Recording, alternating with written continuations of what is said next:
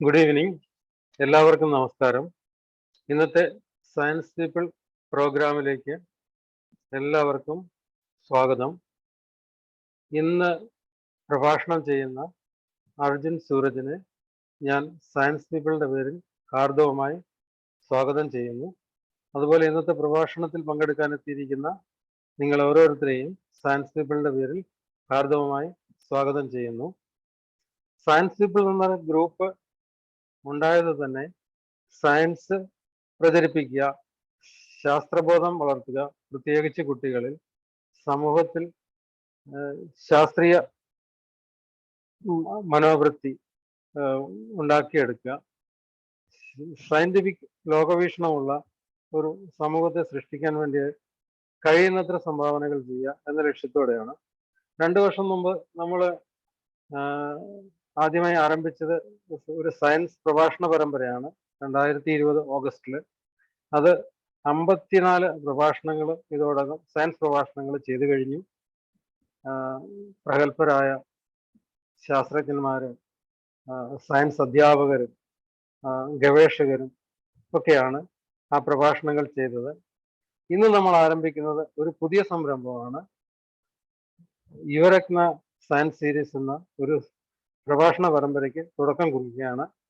അതിന് കാരണം അർജുൻ സൂരജിനെ പോലെ ശാസ്ത്രത്തിൽ അതീവ താല്പര്യമുള്ള ഒരു സ്റ്റുഡൻറ്റിനെ നമുക്ക് കണ്ടെത്താൻ കഴിഞ്ഞത് കൊണ്ടാണ് നമുക്ക് ഇത് തുടങ്ങാൻ കഴിഞ്ഞത്.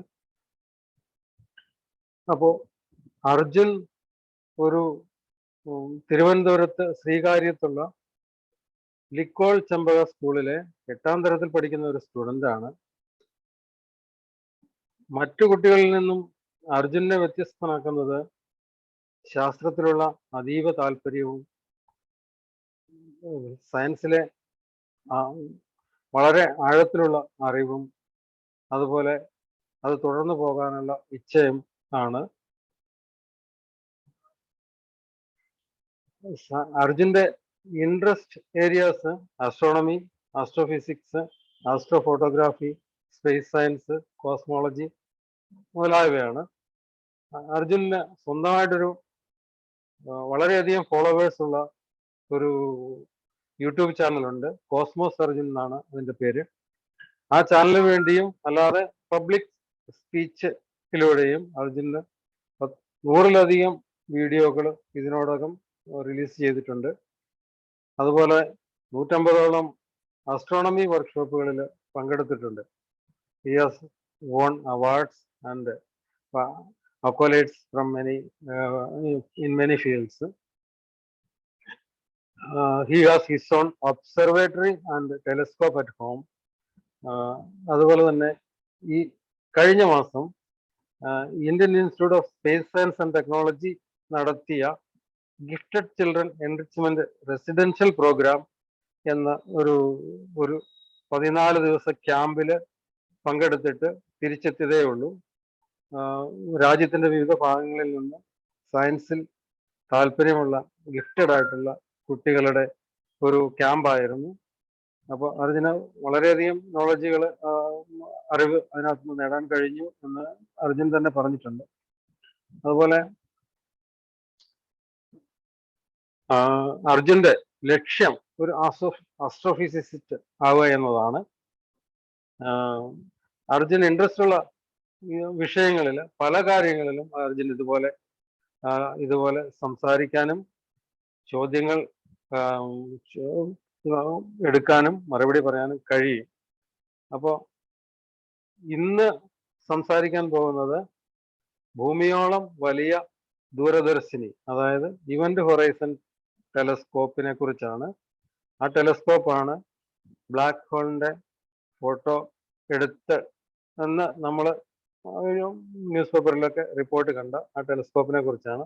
അതുപോലെ പല കാര്യങ്ങളിലും അതിന് സംസാരിക്കാൻ കഴിയും. അപ്പോൾ എനിക്ക് വേറൊരു റിക്വസ്റ്റ് ഇന്നിവിടെ കൂടിയിരിക്കുന്ന ഓഡിയൻസിനോടുള്ളത്, നിങ്ങൾക്ക് ഇതുപോലെയുള്ള കുട്ടികളെ അറിയുമെങ്കിൽ, ഇതുപോലെ ഇത്ര താല്പര്യമുള്ളതോ അല്ലെങ്കിൽ കുറച്ചെങ്കിലും താല്പര്യം സയൻസ് വിഷയങ്ങളെ കുറിച്ച് സംസാരിക്കാനും ചർച്ച ചെയ്യാനും ഇന്ററാക്ട് ചെയ്യാനും കഴിയുന്ന കുട്ടികളെ നിങ്ങൾക്കറിയാമെങ്കിൽ അവരെ ഞങ്ങൾക്ക് പരിചയപ്പെടുത്തുക.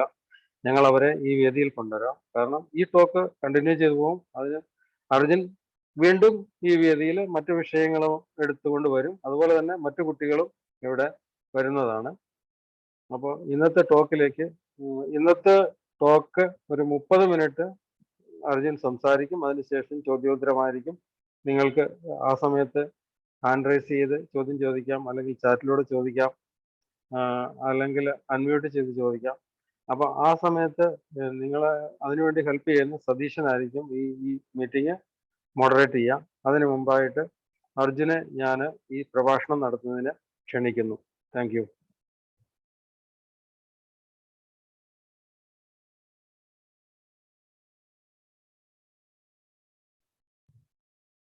അർജുൻ അൺമ്യൂട്ട് ചെയ്തു സംസാരിക്കും. എന്റെ സ്ക്രീൻ വിസിബിൾ ആണെന്ന് തോന്നുന്നു. അതെ.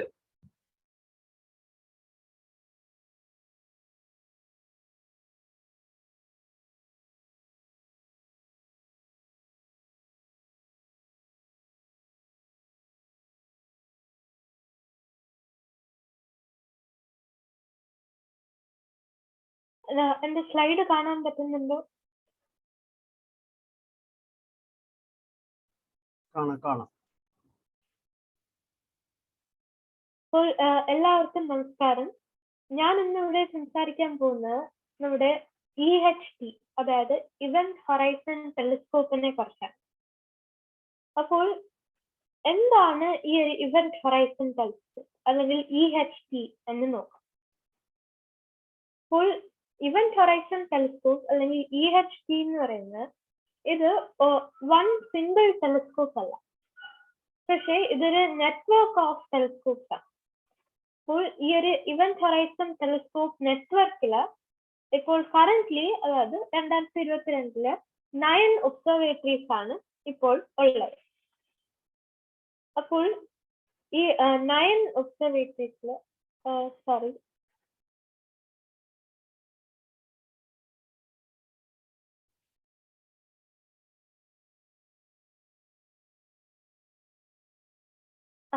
അപ്പോൾ ഈ ഒരു 9 ഒബ്സർവേറ്ററീസില് ഇത് ഓരോന്നും ഒബ്സർവേറ്ററീസ് ആണ്, അല്ലാതെ ടെലിസ്കോപ്സ് അല്ല. അപ്പോൾ ഒരു ഒബ്സർവേറ്ററിയില് ചിലപ്പോൾ ഒരു ടെലിസ്കോപ്പോ ചിലപ്പോൾ ഒരു 30 ടെലിസ്കോപ്സോ ഉണ്ടാവും. അപ്പോൾ ഇവിടെ കൊടുത്തേക്കുന്ന ആദ്യത്തെ ഈ ഒരു ഒബ്സർവേറ്ററി എന്ന് പറയുന്നതാണ് Alma, large millimetre sub millimetre array. അപ്പോൾ ഈ ഒരു ഒബ്സർവേറ്ററി എന്ന് പറഞ്ഞാൽ ഇതൊരു അറേയാണ്. അതായത് ഈ ഒരു ഒബ്സർവേറ്ററി മാത്രം തന്നെ ഒരു ചെറിയൊരു നെറ്റ്വർക്കാണ്. അപ്പോൾ ഈ ഒരു ആൽമയിൽ തന്നെ ഏകദേശം 15 to 20 ടെലിസ്കോപ്സ് കാണാം. അപ്പോൾ ഓരോ ഒബ്സർവേറ്ററിയിലും ചിലപ്പോൾ ഒരു ടെലിസ്കോപ്പ് ആയിരിക്കാം, ചിലപ്പോൾ ഒരു 30 or 50 ടെലിസ്കോപ്സ് വേണമെങ്കിലും ആകാം. അപ്പോൾ ഈ ഒരു ഇവന്റ് ഹൊറൈസൺ ടെലിസ്കോപ്പ് നെറ്റ്വർക്ക് അല്ലെങ്കിൽ EHT നെറ്റ്വർക്കിലുള്ള ഓരോ ഒബ്സർവേറ്ററിയും നമ്മുടെ എർത്തിന്റെ ചുറ്റുമുള്ള വേരിയസ് ഡിഫറെന്റ് ലൊക്കേഷൻസിലാണ് ഉള്ളത്. അപ്പോൾ എങ്ങനെയാണ് ഈ ഒരു EHT അറേ എന്ന് പറയുന്നത്, ഇതെങ്ങനെയാണ് ഒരു എർത്ത് സൈസ് ടെലിസ്കോപ്പ് ആയിട്ട് വർക്ക് ചെയ്യുന്നത്? അപ്പോൾ അതിനെ കുറിച്ചാണ് ഞാൻ ഇനി സംസാരിക്കാൻ പോകുന്നത്.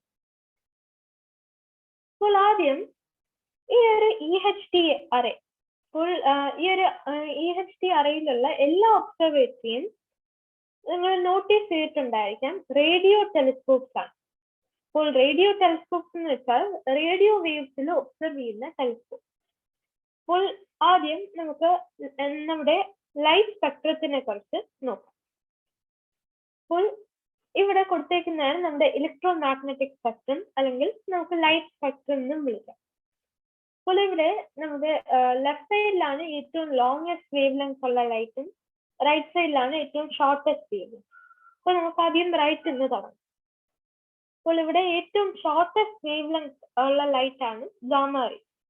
അപ്പോൾ ഗാമ റേസ് എന്ന് പറയുന്ന ഈ ലൈറ്റിന്റെ ഈ ഒരു വേവ് ലെങ്ത് കുറയുന്നതനുസരിച്ച് അതിന്റെ ഫ്രീക്വൻസി കൂടും. അപ്പോൾ ആ ഒരു ലൈറ്റിന്റെ വേവ് ലെങ്ത് കുറയുന്നതനുസരിച്ച് അതിന്റെ എനർജിയും കൂടും. അപ്പോൾ ഏറ്റവും ഷോർട്ടസ്റ്റ് വേവ് ലെങ്ത് ആണ് ഗാമ റേസ്. അപ്പോൾ ഗാമ റേസിന്റെ വേവ് ലെങ്ത് എന്ന് പറയുന്നത് 0.01 നാനോമീറ്റേഴ്സോ അതിനും കുറവാണ്. അപ്പോൾ ഗാമ റേസിനും കുറച്ചും കൂടെ ലോങ്ങർ വേവ് ലെങ്ത് ആണ് എക്സ്റേസ്. അത് കഴിഞ്ഞിട്ടാണ് അൾട്രാവയലറ്റ് റേസ്. പിന്നെയാണ് നമ്മുടെ വിസിബിൾ ലൈറ്റ്. വിസിബിൾ ലൈറ്റ് എന്ന് പറയുന്നത് നമ്മുടെ ഇലക്ട്രോ മാഗ്നറ്റിക് സ്പെക്ട്രത്തിന്റെ ഒരു വളരെ വളരെ ചെറിയൊരു ഭാഗമാണ്. അപ്പോൾ അത് കഴിഞ്ഞിട്ടാണ് വിസിബിൾ ലൈറ്റിനും ലോങ്ങർ വേവ് ലെങ്ത് ഉള്ളതാണ് നമ്മുടെ ഇൻഫ്രാറെഡ്. അത് കഴിഞ്ഞിട്ടാണ് നമ്മുടെ റേഡിയോ വേവ്. അപ്പോൾ റേഡിയോ വേവ്സും മൈക്രോവേവ്സും അത് ഓൾമോസ്റ്റ് സെയിം ആണ്. റേഡിയോ വേവ്സിന്റെ ഒരു കാറ്റഗറിയാണ് മൈക്രോവേവ്സ് എന്ന് പറയാം. അപ്പോൾ നമ്മുടെ EHT നെറ്റ്വർക്കിലുള്ള എല്ലാ ഒബ്സർവേറ്ററിയും 1.33 നാനോമീറ്റർ 1.33 മില്ലിമീറ്റർ വേവ് ലെങ്ത്തിലാണ് ഒബ്സർവ് ചെയ്യുന്നത്.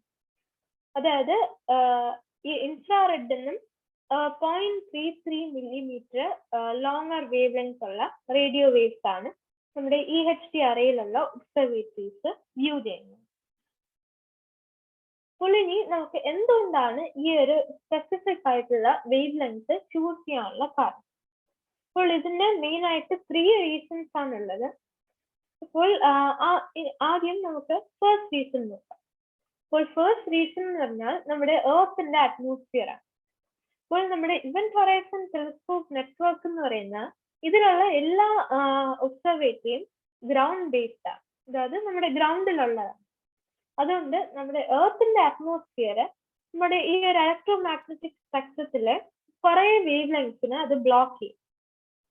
സോ ഫോർ എക്സാമ്പിൾ ഇതെന്ന് പറയുന്ന ഒരു ഗ്രാഫ് ആണ്. ഈ ഗ്രാഫിൽ കൊടുത്തേക്കുന്നതെന്ന് വെച്ചാൽ ഈ ആക്സിസിലാണ് നമ്മുടെ അറ്റ്മോസ്ഫിയർ ബ്ലോക്ക് ചെയ്യുന്ന ഒരു പെർസെൻറ്റേജും പിന്നെ ഈ ആക്സിസിലാണ് നമ്മുടെ വേവ് ലെങ്ത്. അപ്പോൾ ആദ്യം നമുക്ക് ഈ ഷോർട്ട് വേവ് ലെങ്ത് റേസ് നോക്കാം. അപ്പോൾ അതായത് ഗാമ റേസും എക്സ് റേസും അൾട്രാവയലറ്റ് റേസ്. അപ്പോൾ ഈ ഷോർട്ട് വേവ് ലെങ്ത് റേസ് ഒക്കെ ഗാമയും എക്സ് റേസും അൾട്രാവയലറ്റും ഒരു 100% ബ്ലോക്ക് ആണ്. അപ്പോൾ ഇതൊരു അപ്രോക്സിമേഷൻ ആണ്. ഇപ്പോൾ ഒരു കുറച്ചും കൂടെ ഒന്ന് ആക്യുറേറ്റ് ആയിട്ട് പറഞ്ഞാൽ ഏകദേശം ഒരു 95 to 98% നമ്മുടെ അറ്റ്മോസ്ഫിയർ ബ്ലോക്ക് ചെയ്യുന്നുണ്ട്. അതുകൊണ്ട് നമുക്ക് ഗാമ റേസും എക്സ് റേസും അൾട്രാവയലറ്റ് റേസും ഒക്കെ നമുക്ക് എർത്തിൽ നിന്ന് ഗ്രൗണ്ട് ബേസ്ഡ് ആയിട്ടുള്ള ടെലിസ്കോപ്പിൽ നിന്ന് ഒബ്സർവ് ചെയ്യാൻ പറ്റത്തില്ല. കാരണം നമ്മുടെ എർത്തിന്റെ അറ്റ്മോസ്ഫിയർ ആ വേവ് ലെങ്ത് എല്ലാം ഓൾമോസ്റ്റ് 100% ബ്ലോക്ക് ചെയ്യുന്നുണ്ട്.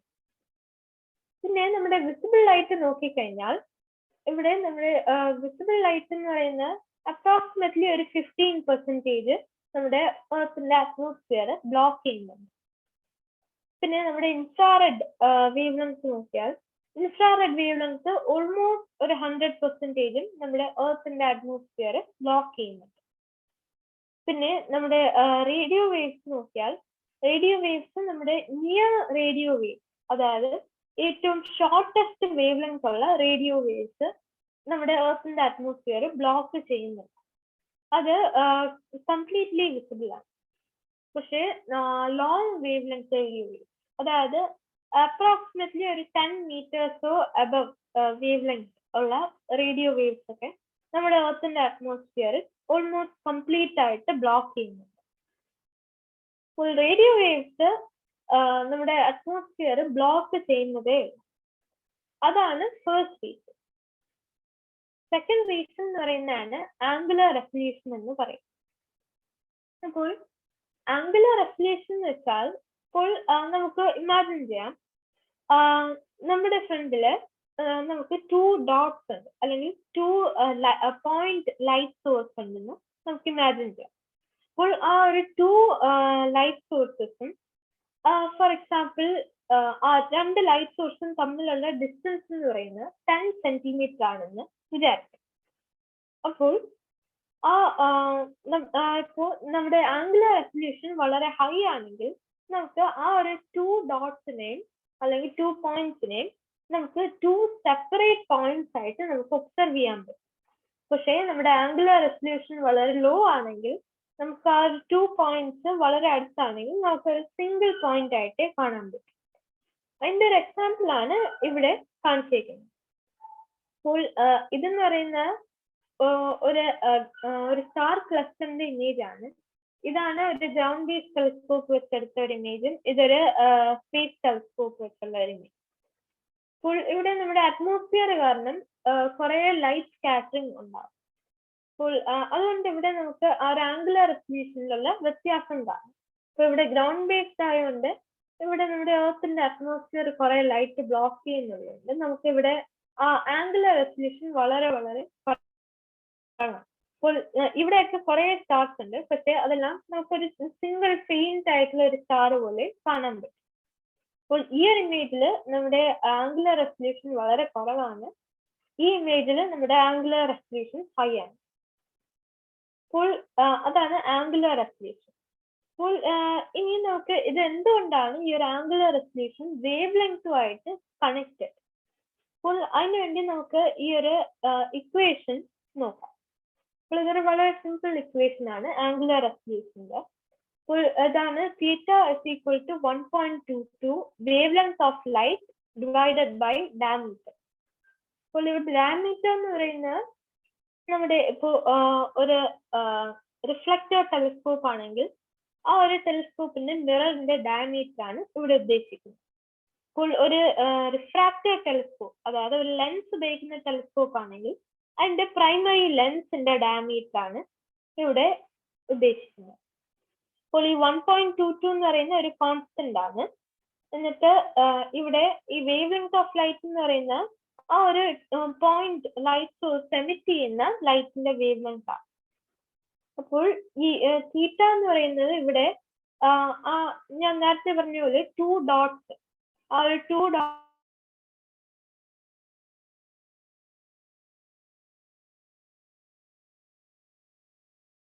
ആ ഒരു 10 സെന്റിമീറ്റേഴ്സ് ആയിരിക്കും ഇവിടെയുള്ള തീറ്റ. അപ്പോൾ തീറ്റ കുറവാണെങ്കിൽ അതിന്റെ മീനിങ് എന്ന് വെച്ചാൽ ആ ഒരു 2 ഡോട്ട്സ് വളരെ ക്ലോസ് ആയിരുന്നാലും നമുക്ക് അതിനെ 2 സെപ്പറേറ്റ് ഡോട്ട്സ് ആയിട്ട് കാണാൻ പറ്റും.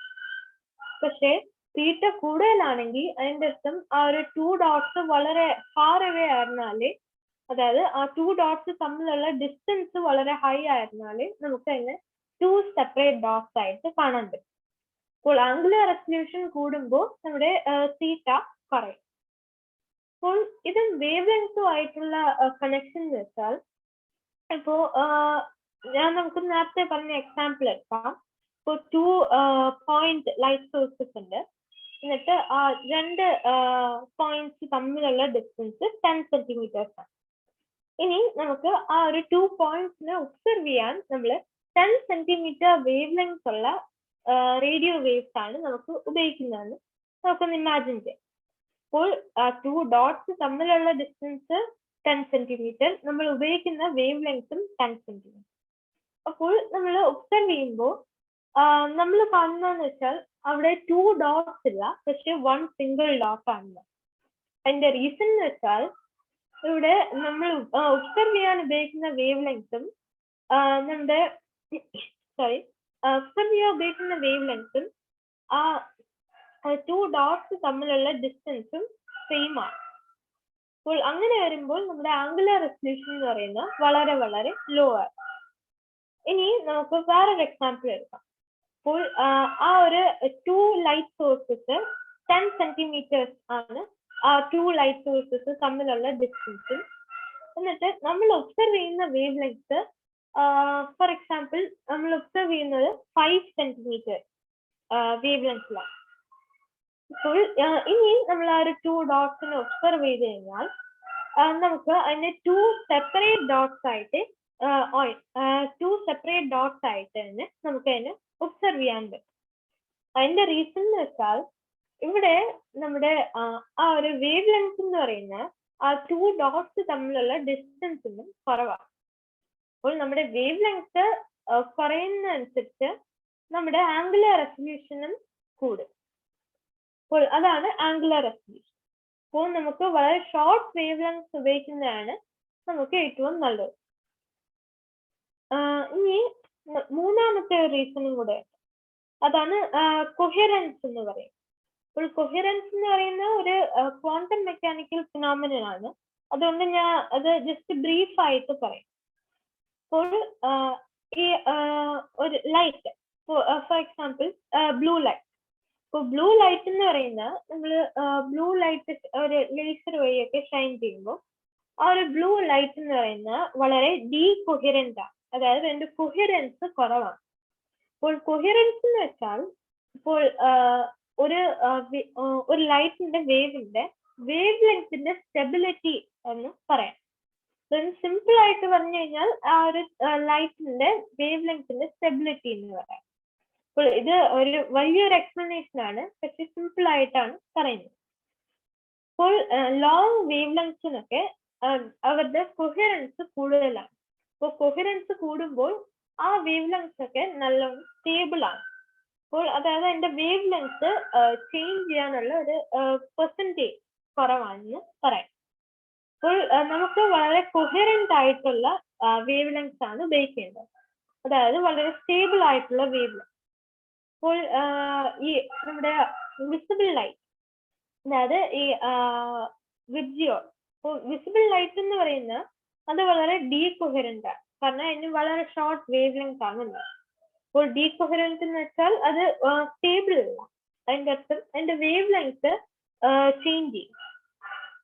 അപ്പോൾ കൊഹിറൻസ് എന്ന് പറഞ്ഞ ആ ഒരു ഫിനോമിനും കൂടെ കൊണ്ടാണ് നമ്മളിവിടെ റേഡിയോ വേവ്സ് ഉപയോഗിക്കുന്നത്.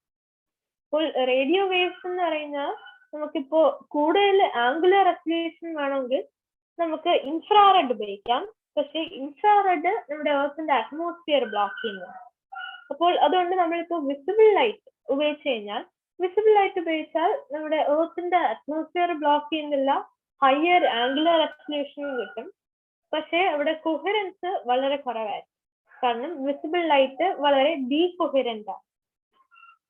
അതുകൊണ്ടാണ് നമ്മളിവിടെ short wave length radio waves ഉപയോഗിക്കുന്നത്. ഇനി നമുക്ക് വെരി ലോങ് ബേസ് ലൈൻ ഇന്റർഫെറോമെട്രിനെ കുറിച്ച് നോക്കാം. അപ്പോൾ very long base line interferometry അല്ലെങ്കിൽ VLBI, അപ്പോൾ ഈ ഒരു പ്രിൻസിപ്പിൾ വെച്ചാണ് നമ്മുടെ EHT അറേ വർക്ക് ചെയ്യുന്നത്. അപ്പോൾ നമ്മുടെ ഞാൻ നേരത്തെ പറഞ്ഞ പോലെ ഈ ഒരു EHT നെറ്റ്വർക്കിലുള്ള ഓരോ ടെലിസ്കോപ്പും നമ്മുടെ എർത്തിന്റെ ചുറ്റുമുള്ള ഓരോ ലൊക്കേഷൻസിലാണ് ഉള്ളത്. അപ്പോൾ നമുക്ക് ഫോർ എക്സാമ്പിൾ നമുക്കൊരു പോയിന്റ് നമ്മുടെ സ്കൈയിലുള്ള ഒരു പോയിന്റിനെ ഒബ്സർവ് ചെയ്യണമെന്ന് നമുക്ക് ഇമാജിൻ ചെയ്യാം. അപ്പോൾ എക്സാമ്പിൾ നമുക്ക് ഒബ്സർവേറ്ററി എയും ഉണ്ട്, ഒബ്സർവേറ്ററി ബിയും ഉണ്ട്. അപ്പോൾ ഒബ്സർവേറ്ററി എന്റെ നേരെ ഓപ്പോസിറ്റ് സൈഡിലാണ് ഒബ്സർവേറ്ററി ബി, അതായത് ഒബ്സർവേറ്ററി എ എന്ന് പറയുന്ന എർത്തിലെ ഒരു ലൊക്കേഷൻ, എന്നിട്ട് എർത്തിന്റെ ഓപ്പോസിറ്റ് സൈഡിലാണ് ഒബ്സർവേറ്ററി ബി. അങ്ങനെയാണെങ്കിൽ നമ്മൾ ഒബ്സർവേറ്ററി എ ആ ഒരു പോയിന്റിനെ ഒബ്സർവ് ചെയ്ത് കഴിഞ്ഞാൽ, എന്നിട്ട് നമ്മുടെ എർത്ത് റൊട്ടേറ്റ് ചെയ്ത് വന്നിട്ട് മാത്രമേ നമുക്ക് ഒബ്സർവേറ്ററി ബി നിന്ന് ആ ഒരു പോയിന്റിനെ ഒബ്സർവ് ചെയ്യാൻ പറ്റും. അപ്പോൾ അതുകൊണ്ട് ഒരു ഫേസ് ഷിഫ്റ്റ് എന്ന് പറഞ്ഞ ഒരു ഫിനോമിനൻ ഉണ്ട്. അപ്പോൾ ഇവിടെ നമുക്ക് രണ്ട് ഒബ്സർവേറ്ററീസ് ആണ് ഇവിടെ കാണിച്ചേക്കുന്നത്. ഇതിനെ നമ്മൾക്ക് ഒബ്സർവേറ്ററി റെഡ് എന്ന് വിളിക്കാം, ഇത് ഒബ്സർവേറ്ററി ഗ്രീൻ. അപ്പോൾ ഇവിടെ ഒബ്സർവേറ്ററി ഗ്രീൻ ആണ് ഈ ഒരു സോഴ്സിനെ ആദ്യം ഒബ്സർവ് ചെയ്തത്, അത് കഴിഞ്ഞിട്ടാണ് നമ്മുടെ ഒബ്സർവേറ്ററി റെഡ് ഒബ്സർവ് ചെയ്തത്. അതുകൊണ്ട് ഇവിടെ നമുക്ക് കാണാം ഈ ഒബ്സർവേറ്ററി ഗ്രീൻ ഒബ്സർവ് ചെയ്ത ഡേറ്റ എന്ന് പറയുന്നത് ഇവിടെ നിന്നാണ് സ്റ്റാർട്ട് ചെയ്യുന്നത്, പക്ഷെ ഒബ്സർവേറ്ററി റെഡ് കളക്ട് ചെയ്ത ഡേറ്റ ഇവിടെ നിന്നാണ് സ്റ്റാർട്ട് ചെയ്യുന്നത്. അപ്പോൾ അതുകൊണ്ട് നമുക്ക് ആ ഒരു ഫേസ് ഷിഫ്റ്റ്, ഈ ഒരു ഫിനോമിനയാണ് ഫേസ് ഷിഫ്റ്റ് എന്ന് പറയും. അപ്പോൾ ഈ ഒരു ഫേസ് ഷിഫ്റ്റിനെ നമുക്ക് ക്യാൻസൽ ചെയ്യണം. അപ്പോൾ അതുകൊണ്ട് നമ്മൾ അറ്റോമിക് ക്ലോക്സ് ഉപയോഗിക്കും, അത് വളരെ ഹൈ പ്രിസിഷൻ ആയിട്ടുള്ള ക്ലോക്സ് ആണ്. അപ്പോൾ ഈ ഒരു അറ്റോമിക് ക്ലോക്സ് ഉപയോഗിച്ചിട്ട് നമ്മുടെ എല്ലാ ഒബ്സർവേറ്ററീസും കളക്ട് ചെയ്ത ഡേറ്റേനെ സിൻക്രണൈസ്, അതായത് സെയിം ടൈമിലാണ്. അപ്പോൾ അങ്ങനെ സിൻക്രണൈസ് ചെയ്ത് കഴിഞ്ഞാൽ നമുക്ക് ഒരു ഓവർലാപ്പിംഗ് പാറ്റേൺ അല്ലെങ്കിൽ ഒരു ഓവർലാപ്പിംഗ് വേവ് ആയിരിക്കും നമുക്ക് കിട്ടുന്നത്. അപ്പോൾ എന്നിട്ട് ഈ ഒരു ഓവർലാപ്പിംഗ് വേവ്സിനെ നമ്മൾ സ്റ്റാക്ക് ചെയ്തിട്ട് കുറെ കമ്പ്യൂട്ടർ അൽഗോറിതംസ് ഒക്കെ വെച്ചിട്ടാണ് നമുക്ക് അതിന്റെ ഡേറ്റ റിഡക്ഷൻ വഴി ഇമേജ് കിട്ടുന്നത്. അപ്പോൾ ഓരോ ഒബ്സർവേറ്ററിയിൽ നിന്നുള്ള ഡേറ്റയും ഈ ഒരു VLBI, very long base line interferometry എന്ന് പറയുന്ന ഈ ഒരു മെത്തേഡ് ഉപയോഗിച്ചിട്ടാണ് ഓരോ ഒബ്സർവേറ്ററി കളക്ട് ചെയ്ത ഡേറ്റയും സിൻക്രണൈസ് ചെയ്തിട്ട് അതിനെ സ്റ്റാക്ക് ചെയ്യും. അതിന്റെ മുകളിലായിട്ട് വെച്ചിട്ട് ഡേറ്റേനെല്ലാം പ്രോസസ് ചെയ്യുന്നതാണ് നമുക്ക് ആ ഇമേജ് കിട്ടുന്നത്. ഈ ഒരു ഇമേജിൽ അതിന്റെ ബ്രീഫ് ആയിട്ടുള്ള ഒരു പ്രോസസ് ആണ് ഇവിടെ കാണിക്കുന്നത്. അപ്പോൾ ഇവിടെ നമുക്ക് 3 ഒബ്സർവേറ്ററീസ് ഉണ്ടെന്ന് ഇമാജിൻ ചെയ്യാം. അപ്പോൾ ഓരോ ഒബ്സർവേറ്ററിയും കളക്ട് ചെയ്യുന്ന ഡേറ്റ എന്ന് പറയുന്നത് അനലോഗ് ആണ്. അപ്പോൾ ആ അനലോഗ് ഡേറ്റയെ നമുക്ക് ഡിജിറ്റൽ ആക്കാം, സീറോസ് ആൻഡ് വൺസ്. അപ്പോൾ അങ്ങനെ ഡിജിറ്റൽ ആക്കിയിട്ട് ആ ഒരു ഡേറ്റ തന്നെ നമുക്ക് സിങ്ക്രണൈസ് ചെയ്യണം. കാരണം ഞാൻ നേരത്തെ പറഞ്ഞ ഈ ഒരു ഫേസ് ഷിഫ്റ്റിനെ അവോയ്ഡ് ചെയ്യാൻ. അപ്പോൾ അതിനുവേണ്ടി നമ്മൾ atomic clock, very high precision ഉള്ള ക്ലോക്സ് വെച്ചിട്ടാണ് ഈ ഡേറ്റയെ സിങ്ക്രണൈസ് ചെയ്യുന്നത്. അപ്പോൾ ഈ ഡേറ്റ സിങ്ക്രണൈസ് ചെയ്ത് കഴിഞ്ഞിട്ട് അതിനെ ഹാർഡ് ഡ്രൈവ്സിലാണ് ആണ് അതിനെ ട്രാൻസ്ഫർ ചെയ്യുന്നത് ഡേറ്റ. അപ്പോൾ ഓരോ ഒബ്സർവേറ്ററിയിൽ നിന്നും ഏകദേശം 1/2 ടൺ ഓഫ് ഹാർഡ് ഡ്രൈവ്സ് ആണ് ഓരോ ഒബ്സർവേറ്ററീസ് എന്നുള്ള ഡേറ്റനെ അതിനെ ട്രാൻസ്ഫർ ചെയ്യാൻ ആവശ്യമുള്ളത്. അപ്പോൾ ഏകദേശം ടോട്ടലായിട്ട് അപ്രോക്സിമേറ്റ്ലി ഒരു 5 PB ഓഫ് ഡേറ്റ ആണ് ഇവിടെ നമുക്ക് ട്രാൻസ്ഫർ ചെയ്യാനുള്ളത്. അപ്പോൾ നിങ്ങളെല്ലാം വിചാരിക്കുമായിരിക്കും, അപ്പോൾ എങ്ങനെയാണ് ഇതിനെ ട്രാൻസ്പോർട്ട് ചെയ്തത്. അപ്പോൾ ഈ ഒരു 3 ഒബ്സർവേറ്ററീസ് എന്നുള്ള ഡേറ്റ ഇങ്ങനെ സ്റ്റോർ ചെയ്ത് കഴിഞ്ഞിട്ട് അതിനെ ഫ്ലൈറ്റ് വഴിയോ അല്ലെങ്കിൽ ബോട്ട് വഴിയോ ഷിപ്പ് വഴിയോ ഒക്കെയാണ് ഒരു മെയിൻ ഡേറ്റ സെന്റർ. ആ ഒരു ഡേറ്റ സെന്ററിന് നമ്മൾ കോറിലേറ്റർ എന്ന് പറയും. അപ്പോൾ ഈ ഒരു ഡേറ്റ സെന്ററിലോട്ട് ആ ഒരു ഹാർഡ് ഡ്രൈവ്സിനെ അങ്ങോട്ട് ട്രാൻസ്പോർട്ട് ചെയ്യും. എന്നിട്ട് അവിടെ വെച്ചാണ് ആ ഒരു സിങ്ക്രണൈസ്ഡ് ഡേറ്റ എന്നെ കോറിലേറ്റ് ചെയ്ത് കഴിഞ്ഞിട്ട് നമുക്ക് ആ ഒരു ഡേറ്റനെ ഒരു ഇമേജ് ആക്കിയിട്ട് അത് കഴിഞ്ഞിട്ട് നമുക്ക് ഡേറ്റ റിഡക്ഷൻ, അതായത് ഇപ്പോ ഡേറ്റ റിഡക്ഷൻ നടത്തിയില്ലെങ്കിൽ ഈ ഒരു കിട്ടുന്ന ഇമേജ് എന്ന് പറയുന്നത് ഒരു 5 PB എങ്കിലും ആയിരിക്കും. 5 PB എന്ന് വെച്ചാൽ 1024 GB ആണ് 1 TB. എന്നിട്ട് 1024 TB ആണ് 1 PB. അപ്പോൾ ഇത് കുറെ ഡേറ്റ ആണ്. അപ്പോൾ എന്നിട്ട് ആ ഒരു ഇമേജിന് ഡേറ്റ റിഡക്ഷൻ കഴിഞ്ഞിട്ടാണ് ആ ഒരു ഇമേജ് അവർ റിലീസ് ചെയ്യുന്നത്. അപ്പോൾ ഇതാണ് ആ ഒരു പ്രോസസ്. അപ്പോൾ ഇവിടെ നമ്മൾ ഫ്ലൈറ്റ് വഴിയോ ബോട്ട് വഴിയോ ഒക്കെയാണ് ഈ ഒരു ഹാർഡ് ഡ്രൈവ്സിനെ ട്രാൻസ്പോർട്ട് ചെയ്യുന്നത്. അപ്പോൾ നിങ്ങൾ എല്ലാവരും വിചാരിക്കായിരിക്കും എന്തുകൊണ്ട് ഇത് ഇന്റർനെറ്റ് വഴിയൊക്കെ അതിനെ ട്രാൻസ്ഫർ ചെയ്തുകൂടാ. അപ്പോൾ അതിന്റെ റീസൺ എന്ന് വെച്ചാൽ ഇവിടെ നമുക്ക് ഏകദേശം ഓരോ ഒബ്സർവേറ്ററിയിൽ നിന്നും അറ്റ്ലീസ്റ്റ് ഒരു 1 PB എങ്കിലും ഡേറ്റ കാണും. അപ്പോൾ ടോട്ടലായിട്ട് ഒരു 9 ഒബ്സർവേറ്ററീസ് ഉണ്ട്. അപ്പോൾ ഈ 9 ഒബ്സർവേറ്ററീസും കമ്പൈൻ ചെയ്തിട്ടാണ് അപ്രോക്സിമേറ്റ്ലി 5 PB ഓഫ് ഡേറ്റ. അപ്പോൾ ഈ എല്ലാ ഡേറ്റയും ഒരു ഡേറ്റ സെന്ററിലോട്ട് ട്രാൻസ്ഫർ ചെയ്യണമെങ്കിൽ നമുക്കൊരു ഇപ്പോൾ നമ്മുടെ ഇന്റർനെറ്റിന്റെ സ്പീഡ് ഫോർ എക്സാമ്പിൾ ഒരു 20 MB/s ആണെങ്കിൽ നമുക്ക് എല്ലാ ഡേറ്റയും ട്രാൻസ്ഫർ ചെയ്യാൻ അപ്രോക്സിമേറ്റ്ലി ഒരു 17 years എടുക്കും. അപ്പോൾ അത്രയും ലോങ് ടൈം എടുക്കും ഇത്രയും huge amount of data internet വഴി ട്രാൻസ്ഫർ ചെയ്യാൻ. അതുകൊണ്ടാണ് നമ്മൾ ട്രാൻസ്പോർട്ട് ചെയ്യാൻ വേണ്ടി പ്ലെയിൻസിലോ ഷിപ്സിലോ ഒക്കെ ചെയ്യുന്നത്. ഇതാണ് എൻ്റെ ഒരു ബ്രീഫ് ആയിട്ടുള്ള ഒരു പ്രോസസ്. ഇത് കുറെ ഡീറ്റെയിലാണ്, പക്ഷെ ടൈം ലിമിറ്റ് കാരണം ഞാൻ ഇത്രയും പറയുന്നു. ഇപ്പോൾ ഇനി ഞാൻ നേരത്തെ പറഞ്ഞ പോലെ ഓരോ ഒബ്സർവേറ്ററിയും നമ്മുടെ എർത്ത് റൊട്ടേറ്റ് ചെയ്ത് വരുമ്പോ ആ ഒരു പോയിന്റിനെ കാണാൻ പറ്റും. അതുകൊണ്ട് ഓരോ ഡേറ്റിലുള്ള ഡേറ്റയും അവർ കളക്ട് ചെയ്യും. അപ്പോൾ ഇവിടെ നമുക്ക് April 5, 6, 10, 11. അപ്പോൾ ഈ ഡേറ്റ എല്ലാം സ്റ്റാർട്ട് ചെയ്ത് കഴിഞ്ഞിട്ടാണ് നമുക്ക് ഈ ഒരു ഫൈനൽ ഇമേജ് കിട്ടുന്നത്. അപ്പോൾ ഇനി നമുക്ക് ഈ ഒരു ഇവന്റ് ഹൊറൈസൺ ടെലിസ്കോപ്പ് അറേയുടെ ഒരു ആംഗുലർ റെസൊല്യൂഷന്റെ ഒരു ചെറിയ ഡെമോൺസ്ട്രേഷൻ ആണ് ഈ ഒരു ഇമേജിന് കാണിച്ചത്. അപ്പോൾ ഇത് 90 degrees ലെഫ്റ്റിലോട്ട് ടിൽറ്റഡ് ആണ്, ഇവിടെ കാറ്റല്ല. അപ്പോൾ ഈ ഒരു ഇമേജ് എന്ന് പറയുന്നത് നമ്മുടെ എർത്തിൽ നിന്ന് നമ്മുടെ നേക്കഡ് ഐ കൊണ്ട് നോക്കുമ്പോൾ നമ്മുടെ മൂണിന്റെ സൈസ് ആണ് ഇവിടെ കാണിച്ചിരിക്കുന്നത്. എന്നിട്ട് ആ ഒരു മൂണിനെ വീണ്ടും നമ്മൾ സൂം ചെയ്ത് കഴിഞ്ഞാൽ ഇങ്ങനെ കിട്ടും. അത് കഴിഞ്ഞിട്ട് ഈ ഒരു ഇമേജ്, എന്നിട്ട് അതിന്റെ ഈ ഒരു സ്മോൾ ക്രോസ് സെക്ഷൻ ആണ് ഇത്. എന്നിട്ട് വീണ്ടും അങ്ങനെ പോയി എന്നിട്ട് ഇവിടെ എത്തും. അപ്പോൾ ഈ ഒരു ഇതൊരു ആനിമേറ്റഡ് ആണ്. അപ്പോൾ ഇവിടെ ഈ ഒരു സ്മോൾ ഓബ്ജക്റ്റ് ആയിരിക്കും നമ്മുടെ സാജിറ്റേറിയസ് എ സ്റ്റാർ അല്ലെങ്കിൽ ഏത് ബ്ലാക്ക് ഹോൾ ആയിരുന്നാലും നമ്മുടെ സ്കൈയിലുള്ള എൻ്റെ സൈസ്.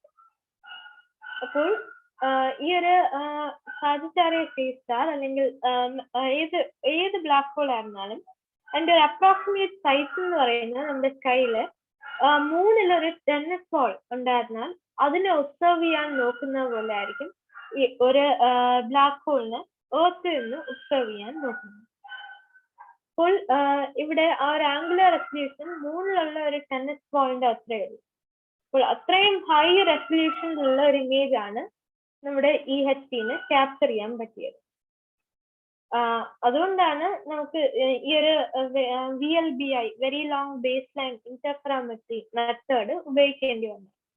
കാരണം അല്ലാതെ നമുക്ക് എർത്തിന്റെ ഡയമീറ്റർ ഉള്ള ഒരു ടെലിസ്കോപ്പ് നമുക്ക് ബിൽഡ് ചെയ്യാൻ പറ്റത്തില്ല. പക്ഷേ ഈ ഒരു VLBI ഉപയോഗിച്ച് കഴിഞ്ഞാൽ നമുക്ക് ഈ എർത്തിന്റെ ചുറ്റുമുള്ള ഓരോ ഒബ്സർവേറ്ററിയും തമ്മിലുള്ള ഡിസ്റ്റൻസ് ആഡ് ചെയ്ത് കഴിഞ്ഞാലാണ് നമുക്ക് ആ ഒരു ടോട്ടൽ ആയിട്ടുള്ള ഒരു അറേയുടെ ഒരു അപ്പാരന്റ് മിറർ അല്ലെങ്കിൽ ലെൻസ് ഡയമീറ്റർ കിട്ടും. അപ്പോൾ അതിവിടെ നമ്മുടെ എർത്തിന്റെ ഡയമീറ്ററിന്റെ അത്രയും ഉണ്ട്. അപ്പോൾ ഇതിനെ ഇനിയും നമുക്ക് പുതിയ ടെക്നോളജീസ് വെച്ച് ആ ഒരു ഡയമീറ്ററിനെ ഇൻക്രീസ് ചെയ്യാൻ പറ്റും.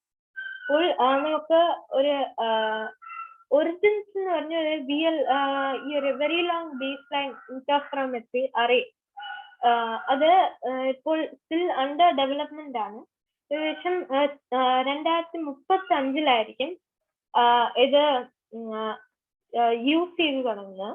പക്ഷെ അതിന്റെ ഒരു കോൺസെപ്റ്റ് എന്ന് വെച്ചാൽ കുറെ ഗ്രൗണ്ട് ബേസ്ഡ് ടെലിസ്കോപ്സും ഉണ്ടാവും ആ ഒരു അറയില്, പിന്നെ ഒരു സ്പേസ് ബേസ്ഡ് അല്ലെങ്കിൽ സ്പേസ് ടെലിസ്കോപ്പും കാണും. അപ്പോൾ ഈ ഒരു സ്പേസ് ടെലിസ്കോപ്പ് എന്ന് പറയുന്നത് ലഗ്രാഞ്ചിയൻ പോയിന്റ് 2 എന്നൊരു പോയിന്റിലാണ് ഉള്ളത്. ലഗ്രാഞ്ചിയൻ പോയിന്റ് എന്ന് വെച്ചാൽ നമ്മുടെ എർത്തിന്റെ അടുത്തുള്ള ഈ ഒരു സാറ്റലൈറ്റ് ആ ഒരു ലഗ്രാഞ്ചിയൻ പോയിന്റില് നമുക്ക് സ്റ്റേബിൾ ആയിട്ട് നിർത്തണമെങ്കിൽ വളരെ ലെസ് എമൗണ്ട് ഓഫ് ഫ്യൂവൽ മതി. ഒരു വളരെ സ്മോൾ എമൗണ്ട് ഓഫ് ഫ്യൂവൽ വെച്ച് തന്നെ ആ ഒരു ലഗ്രാഞ്ചിയൻ പോയിന്റ് നമുക്ക് അതിനെ സ്റ്റേബിൾ ആയിട്ട് അവിടെ തന്നെ വെക്കാൻ പറ്റും. അപ്പോൾ വേറെ ഏതെങ്കിലും ഒരു പോയിന്റിലാണെങ്കിൽ നമുക്ക് കോൺസ്റ്റന്റ് ആയിട്ട് എപ്പോഴും നമുക്ക് കുറെ ത്രസ്റ്റ് ഇങ്ങനെ അപ്ലൈ ചെയ്തുകൊണ്ടിരിക്കണം. ആ ഒരു പോയിന്റിൽ എപ്പോഴും സ്റ്റേഷനറി ആയിട്ട് നിൽക്കണം. പക്ഷേ ഈ ലഗ്രാഞ്ചിയൻ പോയിന്റിന്റെ പ്രത്യേകത എന്ന് വെച്ചാൽ അവിടെ ഒരു സാറ്റലൈറ്റ് വെച്ച് കഴിഞ്ഞാൽ വളരെ കുറച്ച് ത്രസ്റ്റ് ബേസ് തന്നെ ആ ഒരു സെയിം പോയിന്റിൽ തന്നെ നിൽക്കാൻ പറ്റും. ഈ ഒരു ലഗ്രാഞ്ചിയൻ പോയിന്റ് 2 എന്ന് പറയുന്നത് അപ്രോക്സിമേറ്റ്ലി 1.5 മില്യൺ കിലോമീറ്റേഴ്സ് ദൂരെയാണ്. അപ്പോൾ ഇനി നമുക്ക് ആ ഒരു ഓരോ ടെലിസ്കോപ്പും നമ്മുടെ ഗ്രൗണ്ട് ബേസ്ഡ് ടെലിസ്കോപ്പും സ്പേസ് ബേസ്ഡ് ടെലിസ്കോപ്പും ഓരോ ടെലിസ്കോപ്പ് തമ്മിലുള്ള ഡിസ്റ്റൻസ് ആഡ് ചെയ്ത് കഴിഞ്ഞാൽ നമുക്ക് ഈ ഒരു നെറ്റ്വർക്കിന്റെ ഒരു അപ്പാരന്റ് ഡയമീറ്റർ അല്ലെങ്കിൽ ഒരു വിർച്വൽ ഡയമീറ്റർ കണ്ടുപിടിക്കാൻ പറ്റും. അപ്പോൾ ആ ഒരു വിർച്വൽ ഡയമീറ്റർ എന്ന് പറയുന്നത് മോർ ദാൻ 1.5 മില്യൺ കിലോമീറ്റേഴ്സ് ആയി. അപ്പോൾ അതാണ് ആ ഒരു കോൺസെപ്റ്റ്. ഇപ്പം അണ്ടർ ഡെവലപ്മെന്റ് ആണ്. അതിനെ കുറിച്ച് കുറെ റിസർച്ച് ഒക്കെ നടന്നുകൊണ്ടിരിക്കുകയാണ്. ഇനി നമുക്ക് നമ്മുടെ EHT നടത്തിയ ഒബ്സർവേഷൻസിനെ കുറിച്ച് നോക്കാം. അപ്പോൾ EHT നടത്തിയ ആദ്യത്തെ ഒബ്സർവേഷൻ ആണ് മെസ്സിയർ 87. അതിന്റെ സെന്ററിലുള്ള SMBH എന്ന് വെച്ചാൽ സൂപ്പർ മാസീവ് ബ്ലാക്ക് ഹോൾ എന്നാണ്. സൂപ്പർ മാസീവ് ബ്ലാക്ക് ഹോൾ എന്ന് വെച്ചാൽ more than 1 million solar mass ഉള്ള ബ്ലാക്ക് ഹോൾ. അപ്പോൾ സോളാർ മാസ് എന്ന് പറയുന്ന ഒരു മാസ് നമുക്ക് മെഷർ ചെയ്യാൻ ഉപയോഗിക്കുന്ന ഒരു യൂണിറ്റ് ആണ് സോളാർ മാസ്. അപ്പോൾ നമ്മുടെ 1 സണ്ണിന്റെ മാസ് ആണ്, അതായത് നമ്മുടെ സോളാർ സിസ്റ്റത്തിലുള്ള 1 സണ്ണിന്റെ മാസ് ആണ് 1 സോളാർ മാസ് എന്ന് പറയുന്നത്. അപ്പോൾ 1 million solar masses or more mass ഉള്ള ബ്ലാക്ക് ഹോൾസിനാണ് നമ്മൾ സൂപ്പർ മാസീവ് ബ്ലാക്ക് ഹോൾ എന്ന് പറയുന്നത്. അപ്പോൾ ഇവിടെ നമ്മൾ ഒബ്സർവ് ചെയ്തത് മെസ്സിയർ 87 അതൊരു ഗാലക്സിയാണ്. ആ മെസ്സിയർ 87 ഗാലക്സിയുടെ സെന്ററിലുള്ള ബ്ലാക്ക് ഹോൾ ആണ് ഈ ഒരു പിക്ചറിൽ ഉള്ളത്. അപ്പോൾ ഈ ഒരു ബ്ലാക്ക് ഹോളിനെ ഒബ്സർവ് ചെയ്തത് 2017 പക്ഷെ ഇമേജ് റിലീസ് ചെയ്തത് 2019. കാരണം അത്രയും പ്രോസസ്സിങ്ങും ഒക്കെ ആവശ്യമുണ്ട്. അപ്പോൾ ഇവിടെ തന്നെ നമുക്ക് ആ ഒരു ബ്ലാക്ക് ഹോളിനെ കാണാൻ പറ്റില്ല. പക്ഷെ ഈ ഒരു ചുറ്റുമുള്ള യെല്ലോ ഓർ ഓറഞ്ച് റിംഗ് എന്ന് പറയുന്നത് അതിന്റെ ചുറ്റുമുള്ള ഒരു അക്രീഷൻ ഡിസ്ക് ആണ്. കാരണം ആ ഒരു ബ്ലാക്ക് ഹോൾ കുറച്ച് മാറ്റർ അബ്സോർബ് ചെയ്യുമ്പോൾ ആ ഒരു മാറ്റർ ഒക്കെ വളരെ ഹൈ ടെമ്പറേച്ചേഴ്സിലും വളരെ ഹൈ വെലോസിറ്റിയിൽ ബ്ലാക്ക് ഹോളിന്റെ ചുറ്റും ഓർബിറ്റ് ചെയ്യും. അപ്പോൾ അതാണ് ഈ ഒരു അക്രീഷൻ ഡിസ്ക് എന്ന് പറയുന്നത്. എന്നിട്ട് ഇതിന്റെ നടുക്ക് എവിടെയെങ്കിലും ആയിരിക്കും നമ്മുടെ ഇവന്റ് ഹൊറൈസണും അതിന്റെ സെന്ററിലായിരിക്കും നമ്മുടെ ബ്ലാക്ക് ഹോളിന്റെ സിംഗുലാരിറ്റി. പക്ഷെ അത് രണ്ടും നമുക്ക് ഒബ്സർവ് ചെയ്യാൻ പറ്റത്തില്ല. കാരണം അത് ലൈറ്റ് എമിറ്റും ചെയ്യത്തില്ല, ലൈറ്റ് റിഫ്ലക്റ്റും ചെയ്യത്തില്ല.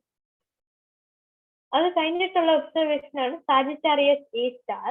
അപ്പോൾ സാജിറ്റാരിയസ് എ സ്റ്റാർ എന്ന് പറയുന്ന നമ്മുടെ ഓൺ മിൽക്കി വേ ഗാലക്സിയിലെ അതിന്റെ സെന്ററിലുള്ള സൂപ്പർ മാസീവ് ബ്ലാക്ക് ഹോൾ ആണ് സാജിറ്റാരിയസ് എ സ്റ്റാർ. അപ്പോൾ അതും 2017 ഒബ്സർവേഷൻ നടത്തിയത്. ഇമേജ് റിലീസ് ചെയ്തത് 2022. അത് വളരെ റീസെന്റ് ആയിട്ടാണ് ഇപ്പോൾ റിലീസ് ചെയ്തത്. കാരണം കുറെ ഇമേജ് പ്രോസസ്സിങ്ങും ഒക്കെ ഉണ്ടായിരുന്നു. എല്ലാവർക്കും എന്റെ ടോക്ക് ഇഷ്ടപ്പെട്ടു എന്ന് വിചാരിക്കുന്നു. Thank you.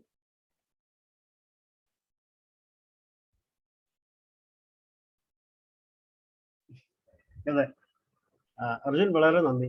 ഗംഭീരമായിട്ട് ശരിക്കും അർജുൻ്റെ ഒരു ലെവല് വളരെ കൃത്യമായിട്ട് വിശദീകരിച്ച് ഓരോരോ പോയിന്റും വളരെ കൃത്യമായിട്ട് ആ ഒബ്സർവേഷനിൽ കണക്ട് ആവുന്നതും എങ്ങനെ ഡാറ്റയെ നമ്മൾ എത്തിക്കുന്നത് എന്നുള്ളത് വളരെ കൃത്യമായിട്ട് പറഞ്ഞു. അഭിനന്ദനങ്ങൾ. ആർക്കെങ്കിലും ചോദ്യങ്ങൾ? വളരെ വളരെ നന്നായിരുന്നു. വലിയ അപ്രീഷിയേറ്റ് ചെയ്യുന്നു. ചില സയൻസ് പീപ്പിളിന് വളരെ അഭിമാനമാണ്. ചില നിമിഷങ്ങളുണ്ട് നമുക്ക് സയൻസ് പീപ്പിൾ ചെയ്യാൻ ഉദ്ദേശിക്കുന്ന കാര്യങ്ങളിലേക്ക് അർജുനെ പോലുള്ള ഒരാൾ വരിക എന്നുള്ളത് നമുക്കൊരു ഓണറാണ്. പറ്റുന്നത് സയൻസ് പീപ്പിൾ ഒരു പ്ലാറ്റ്ഫോമായി നിമിത്തായി മാറുന്നത് അർജുനെ പോലുള്ള ഒരാളെ പ്രസിദ്ധിക്കും. എന്താ പറയുക, ഫോറം ഓപ്പൺ ആണ്. ആർക്കെങ്കിലും എന്തെങ്കിലും ചോദിക്കാനോ അല്ലെങ്കിൽ എന്തെങ്കിലും അവരുടേതായ ഇൻപുട്ടുകളോ എന്തെങ്കിലും കമന്റ് എന്തെങ്കിലും സംസാരിക്കാനോ ഉണ്ടെങ്കിൽ നിങ്ങൾ ഹാൻഡ് റേസ് ചെയ്യാന്നുള്ള ഓപ്ഷൻ ഉപയോഗിക്കാം. അതല്ലെങ്കിൽ ചാറ്റ് ബോക്സിൽ പറയുകയും ചെയ്യും. ഈ വന്ന സ്കൂൾ കുട്ടികളോ അല്ലെങ്കിൽ ടീച്ചേഴ്സോ അല്ലെങ്കിൽ ഈ പ്രൊഫഷനായിട്ട് ബന്ധപ്പെട്ടോ ഇതിൽ താല്പര്യമുള്ള ആർക്കെങ്കിലും എന്ത് വേണമെച്ചാലും അർജുനോട് ചോദിക്കാം. അർജുന അറിയാവുന്ന ചോദ്യം ഓരോന്നായിട്ട് ഉത്തരം പറയാവുന്നുണ്ടാവുക. ശ്രീ ആദിത്യൻ പറഞ്ഞു, അൺമ്യൂട്ട് ചെയ്തു. അതുപോലെ അർജുന സ്ക്രീൻ ഷെയറിംഗ് നിർത്തിക്കോ. പിന്നെ ചോദിക്കുന്നുണ്ടെങ്കിൽ അപ്പൊ ചിലപ്പോൾ സ്ക്രീൻ ഷെയർ രണ്ടാമത് കാണിക്കേണ്ടി വരും. ചില പോയിന്റ് ചോദിക്കുമ്പോഴേ അപ്പൊ കാണിച്ചാൽ മതി. വീഡിയോ ഓഡിയോ ഓൺ ആക്കിയിട്ട് സംസാരിക്കാം കേട്ടോ.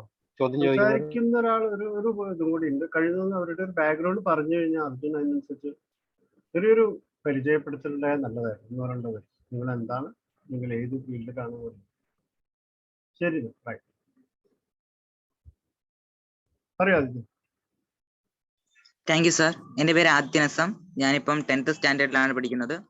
ഞാൻ NSS പാൽക്കുളങ്ങര സ്കൂളിലാണ് പഠിക്കുന്നത്. എനിക്ക് ആസ്ട്രോഫിസിക്സിൽ നല്ല താല്പര്യമുണ്ട് സാർ. എനിക്കൊരു ആസ്ട്രോഫിസിസ്റ്റ് ആവണമെന്നാണ് ആഗ്രഹം സാർ. അപ്പൊ എന്റെ ക്വസ്റ്റ്യൻ എന്ന് പറയുന്നത്, നമ്മൾ അക്രീഷ്യസ് ഡിസ്കിന്റെ ഫോട്ടോയാണ് 2 ബ്ലാക്ക് ഹോൾസിന്റെ എടുത്തിരിക്കുന്നത്. അപ്പൊ നമുക്ക് ഈ അക്രീഷ്യസ് ഡിസ്കിന്റെ ഫോട്ടോ ഉപയോഗിച്ചുകൊണ്ട് ആ ബ്ലാക്ക് ഹോളിന്റെ ഏത് സൈഡാണ് നമ്മൾ എടുത്തെന്ന് പറയാൻ പറ്റുമോ സാർ? ടോപ്പ് ആണോ, ബോട്ടം ആണോ, അതോ സൈഡ് വൈസ് ആണോ എന്ന് പറയാൻ പറ്റുമോ? ചോദ്യം അർജുനോടാണ്. സാർ വിളിക്കേണ്ട ആവശ്യമൊന്നുമില്ല, അർജുനോട് വിളിക്കാം. ഓ അപ്പോ ഈ ഒരു ഇമേജില് ഇവിടെയാണ് നമ്മുടെ അക്രീഷൻ ഡിസ്ക്. അപ്പോൾ ഈ ഒരു അക്രീഷൻ ഡിസ്ക് ഇവിടെ നമുക്ക് അതിന്റെ കറക്റ്റ് ആയിട്ടുള്ള ഒരു ഓറിയന്റേഷൻ അറിയാൻ പറ്റില്ല. കാരണം എന്ന് വെച്ചാൽ ഈ ഒരു അക്രീഷൻ ഡിസ്കിന്റെ ബാക്ക് സൈഡും നമ്മുടെ ബ്ലാക്ക് ഹോളിന്റെ വെരി സ്ട്രോങ് ഗ്രാവിറ്റി കാരണം ആ ഒരു ബാക്കിലുള്ള ലൈറ്റും ഫ്രണ്ടിലോട്ട് ബെൻഡ് ചെയ്ത് വരും. അതുകൊണ്ട് അതിന്റെ ഓറിയന്റേഷൻ നമുക്ക് ഇതുവരെ അറിഞ്ഞൂടാ. പക്ഷെ ഇപ്പോ കുറെ റിസർച്ച് അതിനെ കുറിച്ച് നടക്കുന്നുണ്ട്. അപ്പോൾ ഈ ഒരു മെസ്സിയർ 87 ഇമേജില് സയന്റിസ്റ്റ് ബിലീവ് ചെയ്യുന്നതെന്ന് വെച്ചാൽ ഈ ഒരു ബ്രൈറ്റ് സൈഡാണ് നമ്മുടെ അടുത്തുള്ള സൈഡും ഈ ഒരു ഡിം ആയിട്ടുള്ള സൈഡാണ് നമ്മുടെ ദൂരെയുള്ള സൈഡ്. അതാണ് ഇപ്പോഴത്തെ കറന്റ് തിയറി.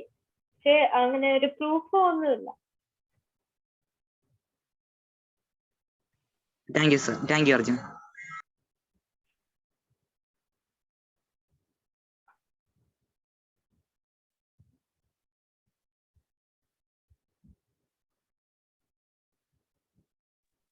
ആദിത്യ ചോദിച്ച ചോദ്യത്തോട് ക്ലാരിറ്റിക്ക് വേണ്ടി ഞാൻ ഒന്നോട് വിശദമായിട്ട് ചോദിച്ചോട്ടെ. അതായത് നമ്മള് കാണുന്ന ആ ഇമേജ് ഉണ്ടല്ലോ, നമ്മള് ന്യൂസ് പേപ്പറിലും മീഡിയയിലും ഒക്കെ കണ്ട ആ ഇമേജ്, അതായത് സാധാരണ ഒരു ഒബ്ജക്റ്റിന്റെ ഒരു ഫോട്ടോ എടുക്കുവാണെങ്കിൽ അതിന്റെ ഫ്രണ്ട് സൈഡിന്റെ ഫോട്ടോയാണ് നമുക്ക് കിട്ടുക. ഇപ്പൊ അർജുൻ പറഞ്ഞത് എനിക്കൊന്ന് പലർക്കും ഇത് പുതിയ അറിവായിരിക്കും. ആ ഫോട്ടോ യഥാർത്ഥത്തിൽ അതിന് ഫ്രണ്ടിന്റെ ആണോ ബാക്കിന്റെ ആണോ എന്നുള്ള ഓറിയന്റേഷനാണ് നമുക്ക് അറിയാൻ പറ്റാത്തത് അല്ലേ? ഫ്രണ്ട് സൈഡ് കാരണം ബാക്ക് സൈഡും ഫ്രണ്ടിലേക്ക് വരും എന്നാണ്, ബ്ലാക്ക് ഹോൾ ആയതുകൊണ്ട് അല്ലേ? പക്ഷേ ലൈറ്റ്സിന്റെ ബ്ലാക്ക് ഹോള് ഡയറക്റ്റ് ആയിട്ട് ബെൻഡ് ചെയ്യുന്നില്ലല്ലോ സാർ. അല്ല, നമ്മളെല്ലാം കൂടുതലും വിചാരിച്ചിരിക്കുന്ന ബ്ലാക്ക് ഹോൾസിന് പറയുമ്പോഴത്തേക്ക് ലൈറ്റിനെ ബെൻഡ് ചെയ്യുന്നു. അതൊന്ന് പറഞ്ഞോട്ടെ സാർ. പറഞ്ഞോളൂ. നിങ്ങൾക്ക് അറിയാവുന്ന നിങ്ങൾക്ക് പറയാം. നമ്മൾ കൂടുതലും വിചാരിച്ചിരിക്കുന്ന ബ്ലാക്ക് ഹോൾസ് എന്ന് പറയുമ്പോഴത്തേക്ക് ലൈറ്റിനെ ബെൻഡ് ചെയ്യുമെന്ന്. പക്ഷേ ഫോട്ടോൺസിന് നമ്മളൊക്കെ അറിയാം മാസ് ഇല്ല, അല്ലെങ്കിൽ പിണ്ഡം ഇല്ല എന്നറിയാം. അപ്പൊ മാസ് ഇല്ലാത്തൊരു വസ്തുവിനെ ഗ്രാവിറ്റി കൊണ്ട് എങ്ങനെ വളയ്ക്കാൻ പറ്റും? അപ്പൊ നമ്മൾ ഇവിടെ പറയുന്ന വെച്ചാൽ ഒരു ഡയറക്റ്റ് ആയിട്ട് ഒരു സിമ്പിൾ എക്സ്പ്ലെയിൻ ചെയ്ത നമ്മളിപ്പോ ഒരു റോഡ് പണിയാണെന്ന് ഇരിക്കട്ടെ സാർ. അപ്പൊ അതിന്റെ മിഡിൽ ഒരു മരം ഉണ്ടെങ്കിൽ നമ്മൾ അതിനെ കട്ട് ചെയ്ത് കളയും, അല്ലെങ്കിൽ റോഡൊന്ന് ബെൻഡ് ചെയ്ത് പണിയും. അപ്പൊ ആ ബെൻഡ് ചെയ്ത് പണിഞ്ഞ റോഡിൽ കൂടെ പോണ ഒരു ബൈക്കും ബെൻഡ് ചെയ്തേ പോകത്തുള്ളൂ. അപ്പോൾ ആ ബൈക്കിനെ വളച്ചതില് മരം ഇൻഡയറക്റ്റ് ആയിട്ട് സ്വാധീനം ചെലുത്തിയിട്ടുണ്ട്, ഇൻഫ്ലുവൻസ് ഉണ്ട്. അതുപോലെ തന്നെ നമ്മളിപ്പോ ഒരു ബ്ലാക്ക് ഹോളിനെ എടുക്കുവാണെങ്കിൽ ആ ബ്ലാക്ക് ഹോളിന്റെ ഗ്രാവിറ്റി കൊണ്ട് സ്പേസ് ടൈം വളയുന്നുണ്ട്. അപ്പൊ ആ വളഞ്ഞിരിക്കുന്ന സ്പേസ് ടൈമിലൂടെ പ്രകാശം പോകുമ്പോൾ ലൈറ്റിന് വളഞ്ഞിരിക്കുന്ന സ്പേസ് ടൈമാണ് സ്ട്രെയിറ്റ് ലൈൻ. അതുവഴി ലൈറ്റ് ആ വളഞ്ഞിരിക്കുന്ന സ്പേസ് ടൈമിൽ കൂടെ സഞ്ചരിക്കും. അതാണ് നമ്മളിപ്പോ ബ്ലാക്ക് ഹോൾസ് പ്രകാശത്തെ ബെൻഡ് ചെയ്യുന്നു എന്ന് പറയുന്നത്. പക്ഷെ അവിടെ ഇൻഡയറക്റ്റ് ആയിട്ട് ബ്ലാക്ക് ഹോൾ ചെയ്യുന്നുണ്ട്. അപ്പോ ശരിക്കും ആ ഒരു ലൈറ്റ് എന്ന് പറയുന്നത് ശരിക്കും ബെൻഡ് ചെയ്യുന്നില്ല. പക്ഷെ ലൈറ്റ് സ്പേസ് ടൈമിന് റിലേറ്റീവ് ആയിട്ട് എപ്പോഴും സ്ട്രെയിറ്റ് ലൈനിൽ തന്നെയാണ് പോകുന്നത്. പക്ഷെ ഗ്രാവിറ്റി പറഞ്ഞാൽ സ്പേസ് ടൈം ഇറ്റ്സെൽഫ് ആയിട്ട് ബെൻഡ് ചെയ്യുമ്പോൾ ലൈറ്റ് സ്പേസ് ടൈമിൽ കൂടെ സ്ട്രെയിറ്റ് ആയിട്ട് പോകും. പക്ഷെ നമ്മൾ ഒബ്സർവ് ചെയ്യുമ്പോൾ ലൈറ്റ് ബെൻഡ് ആവുന്നതാണ് നമുക്ക് ഒബ്സർവ് ചെയ്യാൻ പറ്റുന്നത്. ഫർഹാന എന്താ പറയണമെന്നുണ്ട്? ഫർഹാന ചോദിച്ചോളൂ. ഫർഹാന അവിടെ എഴുതിയത് ചോദിക്കാം കേട്ടോ. അതായത് EHT എന്ന് പറയുന്നത് ഗ്രൂപ്പ് ഓഫ് ടെലിസ്കോപ്പ് അല്ലേ? അതേമാതിരി തന്നെ നമുക്ക് ഗ്രൂപ്പ് ഓഫ് പേഴ്സണൽ കമ്പ്യൂട്ടർ വെച്ചിട്ട് ഡാറ്റ പ്രോസസ് ചെയ്യാൻ പറ്റില്ലേ? അങ്ങനത്തെ ഇതുകളില്ലേ? അതായത് ബോയിങ് ഒക്കെ മാതിരി. അതിനെ കുറിച്ച് എന്താ ഒപ്പീനിയൻ? അതായത് നമുക്ക് കോൺട്രിബ്യൂട്ട് ചെയ്യാൻ പറ്റും. വീഡിയോ ഓൺ ആക്കിയിട്ട് സംസാരിക്കുകയാണെങ്കിൽ ഫർഹാൻ ഒന്ന് പരിചയപ്പെടുത്തും. ഏത് ക്ലാസ്സിലാണ്, സ്റ്റുഡന്റ് ആണ് നിങ്ങൾക്ക് വീഡിയോ ഓൺ ചെയ്യാൻ പറ്റുകയാണെങ്കിൽ നല്ലതായിരുന്നു. ഞാന് BSc ഫിസിക്സ് കഴിഞ്ഞിരിക്കുകയാണ്. അതായത് ഞാൻ ചോദിച്ച ചോദ്യം എന്താന്ന് വെച്ചാല് നമുക്ക് കോൺട്രിബ്യൂട്ട് ചെയ്യാൻ പറ്റും ബോയിങ് ഒക്കെ ഉപയോഗിച്ചിട്ട്. അപ്പൊ അതേമാതിരത്തെ പ്ലാറ്റ്ഫോമിനെ കുറിച്ച് എന്താ ഒപ്പീനിയൻ? അതായത് ഇപ്പോ നമുക്ക് ന്യൂട്രോൺ സ്റ്റാർ കണ്ടുപിടിക്കണമെന്നുണ്ടെങ്കിൽ ഐൻസ്റ്റീൻ അറ്റ് ഹോമില് ടെലിസ്കോപ്പ് എടുത്ത ഡാറ്റ നമ്മുടെ ഫോണ് അല്ലെങ്കിൽ കമ്പ്യൂട്ടർ ഉപയോഗിച്ചിട്ട് പ്രോസസ് ചെയ്യാൻ പറ്റും. അപ്പൊ അങ്ങനത്തെ കാര്യങ്ങൾ എന്താ ഒപ്പീനിയൻ? അതായത് കുറെ കമ്പ്യൂട്ടർ വെച്ചിട്ട് ഒരു സൂപ്പർ കമ്പ്യൂട്ടറിന് എഫക്റ്റ് ആവുന്നുണ്ട്. അതേമാതിരി തന്നെയല്ലേ ഇതും? അതായത് EHT ഗ്രൂപ്പ് ഓഫ് ടെലിസ്കോപ്പ് കൂടിയിട്ടല്ലേ EHT ആവുന്നത് അല്ലേ? കറക്റ്റ് ആണ്. അപ്പൊ അവിടെ നമുക്ക് തന്നെ കോൺട്രിബ്യൂട്ട് ചെയ്യാൻ പറ്റുന്നത് ഇപ്പോ അത് അതിനെക്കുറിച്ച് ഞാൻ കുറച്ച് റിസർച്ച് ചെയ്തായിരുന്നു. അപ്പോൾ ആ ഒരു സിസ്റ്റം ഇപ്പൊ കറന്റ്ലി അവൈലബിൾ അല്ല. പക്ഷെ അത് ഒരു അണ്ടർ പ്രോഗ്രസ് എന്നാണ് അവർ പറഞ്ഞിരിക്കുന്നത്. പക്ഷെ എന്നാലും നമുക്ക് ഒരു സിംഗിൾ കമ്പ്യൂട്ടർ വെച്ചോ ഇപ്പോ ഒരു 20 maybe 50 കമ്പ്യൂട്ടേഴ്സ് വെച്ചോ അത്രയും ഒരു huge amount of data process ചെയ്യാൻ വളരെ പാടായിരിക്കും. പക്ഷെ എന്നാലും അത് അണ്ടർ ഡെവലപ്മെന്റ് എന്നൊക്കെയാണ് അവർ പറയുന്നത്. ഇതിനെ കുറിച്ച് അത് എപ്പോ ആ ഒരു സിസ്റ്റം അവൈലബിൾ ആവുമെന്നൊന്നും എനിക്ക് അറിഞ്ഞില്ല. ശ്രീ ഋഷികേശ്, അദ്ദേഹം നിങ്ങൾക്ക് സംസാരിക്കാം കേട്ടോ. ഋഷികേശ് അരുൺ, വീഡിയോ ഓൺ ചെയ്തിട്ടൊന്ന് വിശദീകരിച്ചാൽ മതി. ആ പറഞ്ഞ എഴുതിയ സാധനങ്ങൾ വിശദീകരിച്ചാൽ മതി കേട്ടോ. ഋഷികേശ് പരിചയപ്പെടുത്തണം കേട്ടോ. എന്റെ പേര് ഋഷികേശ് അരുൺ. ഞാൻ 6th സ്റ്റാൻഡേർഡിലാണ്. സർവോദയ വിദ്യാലയ സ്കൂളിലാണ് പഠിക്കുന്നത്. ട്രിവാൻഡ്രത്തില് പേട്ടയിലാണ് വീട്. എനിക്ക് ആസ്ട്രോഫിസിക്സ്, ആസ്ട്രോണമിന്റെ ഉള്ളത് തന്നെ ഒരു വലിയ ഇഷ്ടം തന്നെയാണ്. പിന്നെ അർജുൻ ചേട്ടൻ കുറെ തവണ കണ്ടിട്ടുണ്ട് നേരത്തെ തന്നെ. അപ്പൊ വിശ്വാസ പറഞ്ഞില്ലേ, ഒരു 1-2 പോയിന്റ് പറഞ്ഞില്ല, അത് പറഞ്ഞു. അത് ആദ്യത്തെ പറഞ്ഞത് ഞാൻ ഒരു വീഡിയോയില് കണ്ടതാണ്. എന്നാ തന്നെ ഈ ബ്ലാക്ക് ഹോൾ ആംഗുലർ റെസൊല്യൂഷൻ ഇല്ലേ പറഞ്ഞില്ലേ, മൂന്ന് മെറ്റഫോർ വെച്ച്.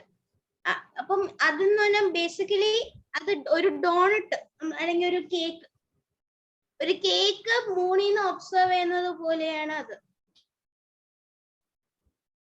ഇത്രയും ചെറിയൊരു ഒബ്ജക്റ്റ്, ഇത്രയും വലിയൊരു ഒബ്ജക്റ്റ് അത്രയും ദൂരം നിന്ന് ഒബ്സർവ് ചെയ്യുന്ന അത്രയും റെസൊല്യൂഷൻ ആണ്. അതേപോലെ അത് കഴിഞ്ഞിട്ട് പിന്നെ പറഞ്ഞേ അത് കഴിഞ്ഞിട്ട് വന്നത് ഒരു മില്യൺ ആവറേജ് പീസസ്. അത് റീസൺ എന്ന് വെച്ചാൽ ഒരു പീസിക്ക് തന്നെ ഒരു ലിമിറ്റഡ് എമൗണ്ട് ഓഫ് പ്രോസസിങ് പവറും സ്റ്റോറേജും ഉണ്ട്. ഇതെല്ലാം വെച്ച് ഒരു വലിയൊരു നെറ്റ്വർക്ക് ക്രിയേറ്റ് ചെയ്യുന്നതിന് തന്നെ ഒരു വലിയ സെർവർ വേണ്ടി വരും. അതേപോലെ തന്നെ ഈ ഓരോ പീസീസിനും നമുക്ക് അതിൽ നിന്ന് ഒരു ലിമിറ്റഡ് എമൗണ്ട് നമുക്ക് എടുക്കാൻ പറ്റുള്ളൂ. ഇല്ലെങ്കിൽ ആ സിസ്റ്റം ഫുൾ പ്രോസസ് ചെയ്യാൻ ടൈം എടുക്കും. ബാക്കിയുള്ളതും സാധാരണ നമ്മൾ ചെയ്യുന്ന കാര്യങ്ങളും ചെയ്യാനും പറ്റത്തില്ല, ഇത് പ്രോസസ് ചെയ്തുകൊണ്ടിരിക്കും. അപ്പം അതൊരു ലോകത്തിൽ തന്നെ ഓൾമോസ്റ്റ് മില്യൺ പീസസ് എങ്കിലും വേണം. അത്രയും വലിയ ഇമേജ്. അത് കറക്റ്റ് അല്ലേ? എക്സലന്റ്, വളരെ നന്നായിട്ട് പറഞ്ഞു കേട്ടോ. ഇതെല്ലാം കുറെ സൂപ്പർ കമ്പ്യൂട്ടേഴ്സും ഒക്കെ ഉപയോഗിച്ചിട്ടാണ് ഒരു മില്യൺ പീസസിന്റെ പവർ ഒരു സൂപ്പർ കമ്പ്യൂട്ടർ ചെയ്യുന്നു. അങ്ങനെ മെനി സൂപ്പർ കമ്പ്യൂട്ടേഴ്സ് ഉപയോഗിച്ചിട്ടാണ് അത്രയും വലിയ ഡേറ്റയെ തന്നെ പ്രോസസ് ചെയ്തത്.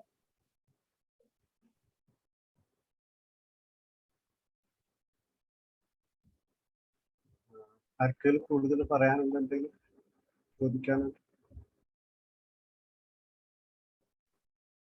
ഇല്ല. ഹലോ, ശ്രീ കൃഷ്ണൻകുട്ടി. ഹലോ, നമസ്തേ. ആദ്യമായിട്ട് ഇങ്ങനെ ഒരു പ്ലാറ്റ്ഫോം തയ്യാറാക്കിയതിന് പ്രത്യേകിച്ച് ഇതിന്റെ സംഘാടകർക്ക് നന്ദി അറിയിക്കുന്നു. കൺഗ്രസ് അർജുൻ. സംശയം ചോദിച്ച ആദിത്യനും മാസ്റ്റർ അർജുനും ഞങ്ങള് കേരള ശാസ്ത്ര സാഹിത്യ പരിഷത്തിന്റെ നേതൃത്വത്തിലുള്ള ആനേറ യൂണിറ്റിലെ ബാലവേദിയിലെ അംഗങ്ങളാണ് ഇവര് രണ്ടുപേരും. അക്കാര്യത്തിൽ എനിക്ക് നല്ല അഭിമാനമുണ്ട്. രണ്ടുപേരും ഈ ആദിത്യൻ സ്വയം പരിചയപ്പെടുത്തിയ അങ്ങനെ ഇപ്പൊ കഴിഞ്ഞ ഫെബ്രുവരിയില് നമ്മള് ഒരു ടാലന്റ് സയൻസ് ആൻഡ് ടെക്നോളജിയുടെ ഒരു ടാലന്റ് എക്സാം, ഒരു മത്സര പരീക്ഷ ഉണ്ടായിരുന്നു. കേരളത്തിലെ 3 വിഭാഗമായിട്ട് തിരിച്ചിട്ട് സദേൺ, സെൻട്രൽ ആൻഡ് നോർത്തേൺ. അതിൽ സദേൺ റീജിയണിൽ ഹി കെയിം ഫസ്റ്റ്. 100 തെരഞ്ഞെടുക്കപ്പെട്ട 100ഓളം പേരുണ്ടായിരുന്നു. അതിൽ ഹി കെയിം ഫസ്റ്റ്. അദ്ദേഹത്തിൽ അർജുൻ രണ്ടുപേരെയും ഞങ്ങൾ വേറൊരു വേദിയിൽ അനുമോദിച്ചിട്ടുണ്ട്. രണ്ടുപേരെയും, അർജുനെയും ആദിത്യനെയും. ഞാനതൊന്ന് സൂചിപ്പിക്കാൻ വേണ്ടിയാണ്. Thank you. താങ്ക് യു, വളരെ നന്നായി. ആ ഒരു ഇൻഫോർമേഷൻ രണ്ടുപേർക്കും കൂടെ കൺഗ്രാജുലേഷൻ. ആദിത്യനും അർജുൻ സൂരജിനും ഋഷികേശിനും അതെ ആ ഒരു സംസാരിച്ച് വളരെ നന്നായി. ഭയങ്കര സന്തോഷമുണ്ട്. കാരണം നിങ്ങളെപ്പോലുള്ളവര് ഇങ്ങനൊരു ടെക്നോളജി ഇത്രയും നല്ല രീതിയിൽ, കമ്മ്യൂണിക്കേഷൻ ഇത്രയും നല്ല രീതിയിൽ ഉപയോഗിക്കണം എന്നുള്ളത് റിയലി കമന്റബിൾ. അതുപോലെ ഒരു കാര്യം സൂചിപ്പിച്ചോടെ, നിങ്ങൾ ഈ ചോദ്യങ്ങളൊക്കെ ചോദിച്ചതിനകത്ത് നന്നായിട്ട് എൻഗേജ് ആയ കുട്ടികളുണ്ടല്ലോ. നിങ്ങൾ നിങ്ങളുടെ കോൺടാക്ട് നമ്പറുകൾ ഞങ്ങൾക്ക് ഇവിടെ തന്നിട്ട് പോകണം. കാരണം ഇനിയുള്ള പ്രോഗ്രാമുകൾ അറിയിക്കുകയും നിങ്ങൾക്കും ഈ വേദി ഉപയോഗിക്കുകയും ചെയ്യാം എന്ന് പറയാൻ വേണ്ടി. കോൺടാക്ട് നമ്പർ ഈ ചാറ്റ് ലെവലിൽ തരുകയാണെങ്കിൽ നന്നായിരുന്നു. ഓക്കെ. ആർക്കെങ്കിലും വേറെ എന്തെങ്കിലും സംസാരിക്കാനുണ്ടോ?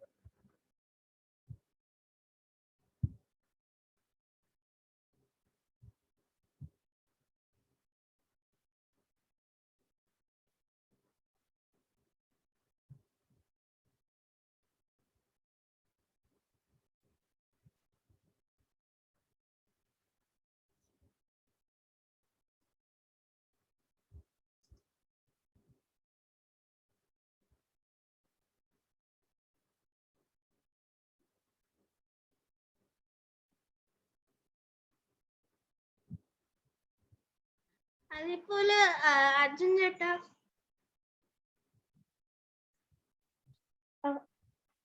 എനിക്കൊരു ഡൗട്ട് ഉണ്ട്. ബ്ലാക്ക് ഹോൾസിനെ കുറിച്ചാണ്, പക്ഷേ ഈ ഇവന്റ് ഹൊറൈസൺ ടെലിസ്കോപ്പിനെ കുറിച്ചല്ല. ഇത് കുറച്ച് ജനറൽ ആണ്. ഈ ഹോക്കിംഗ് റേഡിയേഷൻ ഒന്ന് ജസ്റ്റ് ഒന്ന് എക്സ്പ്ലെയിൻ ചെയ്തു തരുമോ? അപ്പോൾ ഹോക്കിംഗ് റേഡിയേഷൻ എന്ന് പറയുന്ന ഇപ്പോ ഒരു ബ്ലാക്ക് ഹോൾ തന്നെ അത് കുറെ ബില്യൺസ് ഓഫ് ഇയേഴ്സ് ചെയ്യുമ്പോൾ അത് ഡീക്കേ ചെയ്യും. അതിന്റെ റീസൺ എന്ന് വെച്ചാൽ പറഞ്ഞ ഒരു ഹോക്കിംഗ് റേഡിയേഷൻ കാരണം.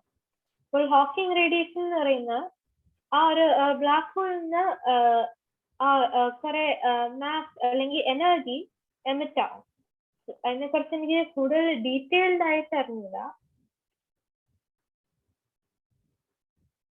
താങ്ക് യു ചേട്ടാ, ജസ്റ്റ് ഒരു ഡൗട്ട് ആയിരുന്നു.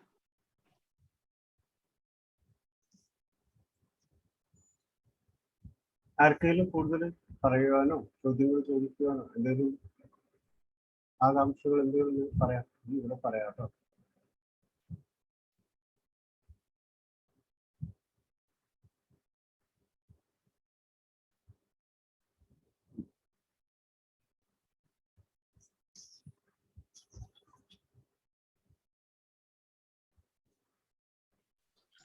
ഹോക്കിംഗ് റേഡിയേഷൻ പറയാം. ബ്ലാക്ക് ഹോളിൽ നിന്ന് തന്നെ വരുന്ന ഒരു ഊർജത്തിന്റെ ഇതായിട്ടും പറയാം സാർ. ആ ഒരു ഊർജം കൊണ്ട് നമുക്കിനി ഭാവിയിലോട്ട് വരുമ്പം ആ ഒരു എനർജീനെ യൂട്ടിലൈസ് ചെയ്തുകൊണ്ട് നമുക്കൊരു സിവിലൈസേഷനും ഉണ്ടാക്കാൻ സാധിക്കുന്ന ഇപ്പൊ തിയറീസ് ഉണ്ട്. അതേപോലെ തന്നെ ഇതേ സാധനം കൊണ്ട് തന്നെ, ഇതേ ബ്ലാക്ക് ഹോൾ കൊണ്ട് തന്നെ നമുക്കൊരു ബോംബ്, ഒരു സൂപ്പർനോവയുടെ അത്രയും പവർഫുൾ ആയ ഒരു ബോംബും ഒരു എനർജി സോഴ്സും ഉണ്ടാക്കാൻ കഴിയും. അത് പറയാൻ വരെയായിരുന്നു. കുറെ ഹീറ്റ് റേഡിയേഷൻ ആണ് അത് എമിറ്റ് ആവുന്നത്.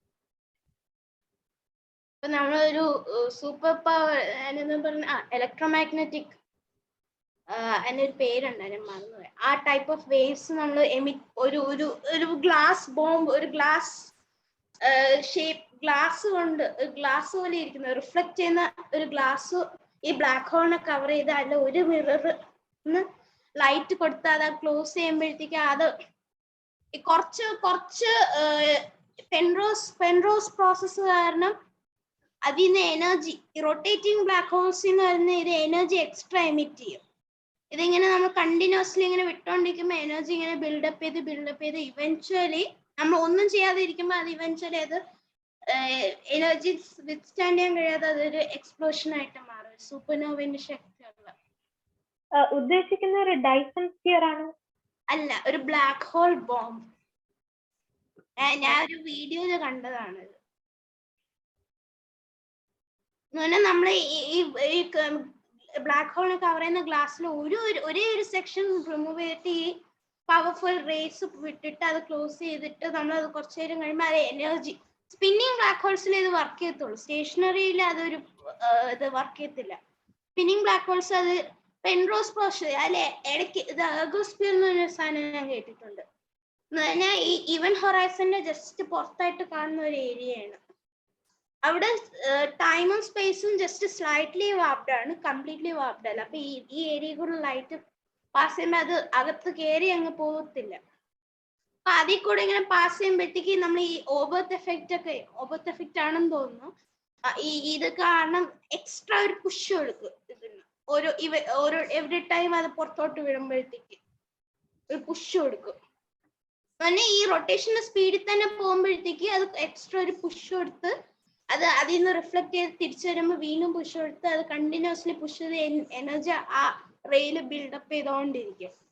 ഇവൻച്വലി അത് നമ്മളത് ഒന്നെങ്കിൽ യൂസ് ചെയ്യുമ്പോഴത്തേക്ക് നമുക്ക് ആ എനർജി അതൊരു കുറേ കാലത്തേക്ക് ഒരു സിവിലൈസേഷനെ ജീവിപ്പിക്കാൻ ശക്തിയുള്ള ഒരു എനർജി സോഴ്സ് ആയി മാറും. അല്ലെങ്കിൽ നമുക്ക് അത് കണ്ടിന്യൂസ്ലി അടച്ചു പൂട്ടിയിട്ട് കഴിഞ്ഞാൽ ഇവൻച്വലി അത് ടൂ മച്ച് ആയി അത് എക്സ്പ്ലോഡ് ചെയ്യും. ആ ക്ലാസ് ഷാറ്റർ ചെയ്ത് ഒരു വലിയ എക്സ്പ്ലോഷൻ ഉണ്ടാകും. One of the biggest bombs in the universe എന്ന് പറയാം എൻ്റെ ഇതിൽ.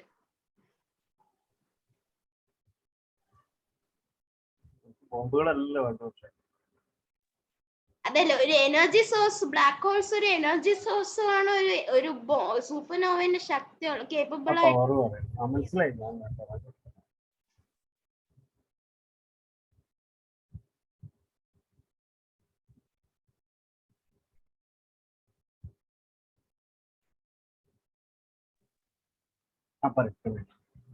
അർജുൻ, കൺഗ്രാലേഷൻസ്. കേൾക്കാനുണ്ടല്ലോ അല്ലേ? Thank you sir. വളരെ നന്നായി. എനിക്ക് അതിലും എന്താ പറയാ, വലിയൊരു സബ്ജക്റ്റ് ആണ് ഇത്. വളരെ കുറച്ച് സമയം കൊണ്ടാണ് ഇത് ചെയ്തത്. എനിക്ക് തോന്നുന്നത് ഇതിൽ കുറെ എക്സ്പ്ലനേഷൻ ഒക്കെ സാധാരണക്കാർക്ക് മനസ്സിലാവണമെങ്കിൽ കുറച്ചുകൂടി എക്സ്പ്ലനേഷൻ ചിലപ്പോൾ ആവശ്യം വരും. നമുക്ക് വീണ്ടും ഇതുപോലെ കൂടണം. നമ്പർ 1. നമ്പർ 2, ചെറിയ വേറെ കുട്ടികൾ ഇങ്ങനത്തെ താല്പര്യങ്ങളുള്ള കുട്ടികൾ വളരെ ഊർജ്ജസ്വലരായിട്ട് മുന്നോട്ട് വന്നിട്ട് ചോദ്യം ചോദിക്കാനും അഭിപ്രായം പറയാനും അത് വലിയൊരു എന്താ പറയാ, ഒരു പ്രതീക്ഷ തരുന്നുണ്ട്. നമുക്ക് മാത്രമല്ല, പൊതുവെ ഈ സയൻസ് എന്തൂസിയാസ്റ്റിന് എല്ലാവർക്കും അങ്ങനത്തെ ധാരാളം കുട്ടികൾ ഉണ്ട് എന്നുള്ളത് അറിയണത് തന്നെ വലിയ സന്തോഷം. നമുക്ക് ഇവരൊക്കെ നന്നായിട്ട് ഇതിനെപ്പറ്റി പഠിച്ച് മനസ്സിലാക്കി വലിയ വലിയ നിലകളിലെത്തട്ടെ, ശാസ്ത്രത്തിന് ധാരാളം സംഭാവനകൾ നൽകട്ടെ എന്നൊക്കെ നമുക്ക് മോഹിക്കാം. കൃഷ്ണൻകുട്ടി സാർ പറഞ്ഞത് അവിടെ KSST ഇതുപോലത്തെ കുട്ടികളെ അല്ലെങ്കിൽ ഇങ്ങനെ താല്പര്യമുള്ള ആൾക്കാരെ ഒന്നും പറയാനില്ല. ഒരു നല്ല സംരംഭമാണ്. വളർന്നു വരുന്ന തലമുറയില് ഇത്രയും താല്പര്യമുള്ള കുട്ടികൾ ഈ വളരെ കോംപ്ലക്സ് ആയിട്ടുള്ള സബ്ജക്റ്റിനെ ഇത്രയും ലളിതമായിട്ട് അതിനെക്കുറിച്ച് സംസാരിക്കാൻ കഴിയുന്ന കുട്ടികള് നമ്മൾ ഇവിടെ ഉണ്ടെന്നുള്ളത് നമുക്ക് തികച്ചും അഭിമാനകരമാണ്. മിടുക്കന്മാര്. അപ്പോ നമ്മുടെ അറിവുകളൊക്കെ ഇപ്പൊ പലർക്കും പല അറിവുകളുണ്ട്. ഇതൊക്കെ കുറെ കൂടി പോളിഷ് ചെയ്യണം. പല അറിവുകളും നമുക്ക് ഇത്തരം കാര്യങ്ങളിലത്തെ പല അറിവുകളും ശരിയാണോ തെറ്റാണോ എന്ന് പോലും നമുക്ക് അറിയില്ല. അപ്പോൾ അത് കുറെ കൂടി പോളിഷ് ചെയ്യണം. കുറെ കാര്യങ്ങൾ കണ്ടുപിടിക്കാണ്ട് അത് ഇത് ഒബ്സർവ് ചെയ്തുകൊണ്ടേയിരിക്കണം. ഇങ്ങനത്തെ വേദികൾ എന്തായാലും നിങ്ങളെ പോലുള്ള കുട്ടികൾക്ക് ഉപയോഗിക്കാൻ പറ്റുന്ന ഒരു വേദിയാണ്. കൂടുതൽ കുട്ടികളിലേക്ക് ഇതുപോലത്തെ ഇത്തരം കാര്യങ്ങളിൽ എത്തിക്കുക. നമ്മുടെ അടുത്ത് നിന്ന് എല്ലാവിധ സഹായങ്ങളും കാരണങ്ങളും ഉണ്ടാവും. 2-3 പേരുടെ നമ്പർ നമുക്ക് ഇവിടെ പോസ്റ്റ് ചെയ്തിട്ടുണ്ട്, ചാറ്റ് ബോക്സിൽ ഇട്ടിട്ടുണ്ട്. വേറെയും ഇതുപോലെ ആൾക്കാരുണ്ട് എന്നുണ്ടെങ്കിൽ പ്ലീസ് കാരണം നമ്മൾ അവരെ നേരിട്ട് കാര്യങ്ങൾ അറിയിക്കുന്നതായിരിക്കും. ഇങ്ങനത്തെ പ്ലാറ്റ്ഫോം കൊണ്ടു നടക്കുന്നതും ശരിക്കും പറഞ്ഞാൽ ഈ കുട്ടികളായിരിക്കണം എന്നാണ് നമ്മുടെ ഒരു ആഗ്രഹം. Thank you Arjun. ബാക്കി ഋഷികേശ് നമ്പർ ഷെയർ ചെയ്തില്ല. ഋഷികേശ് നമ്പർ ഷെയർ ചെയ്തില്ല. ഇല്ല, തന്നു.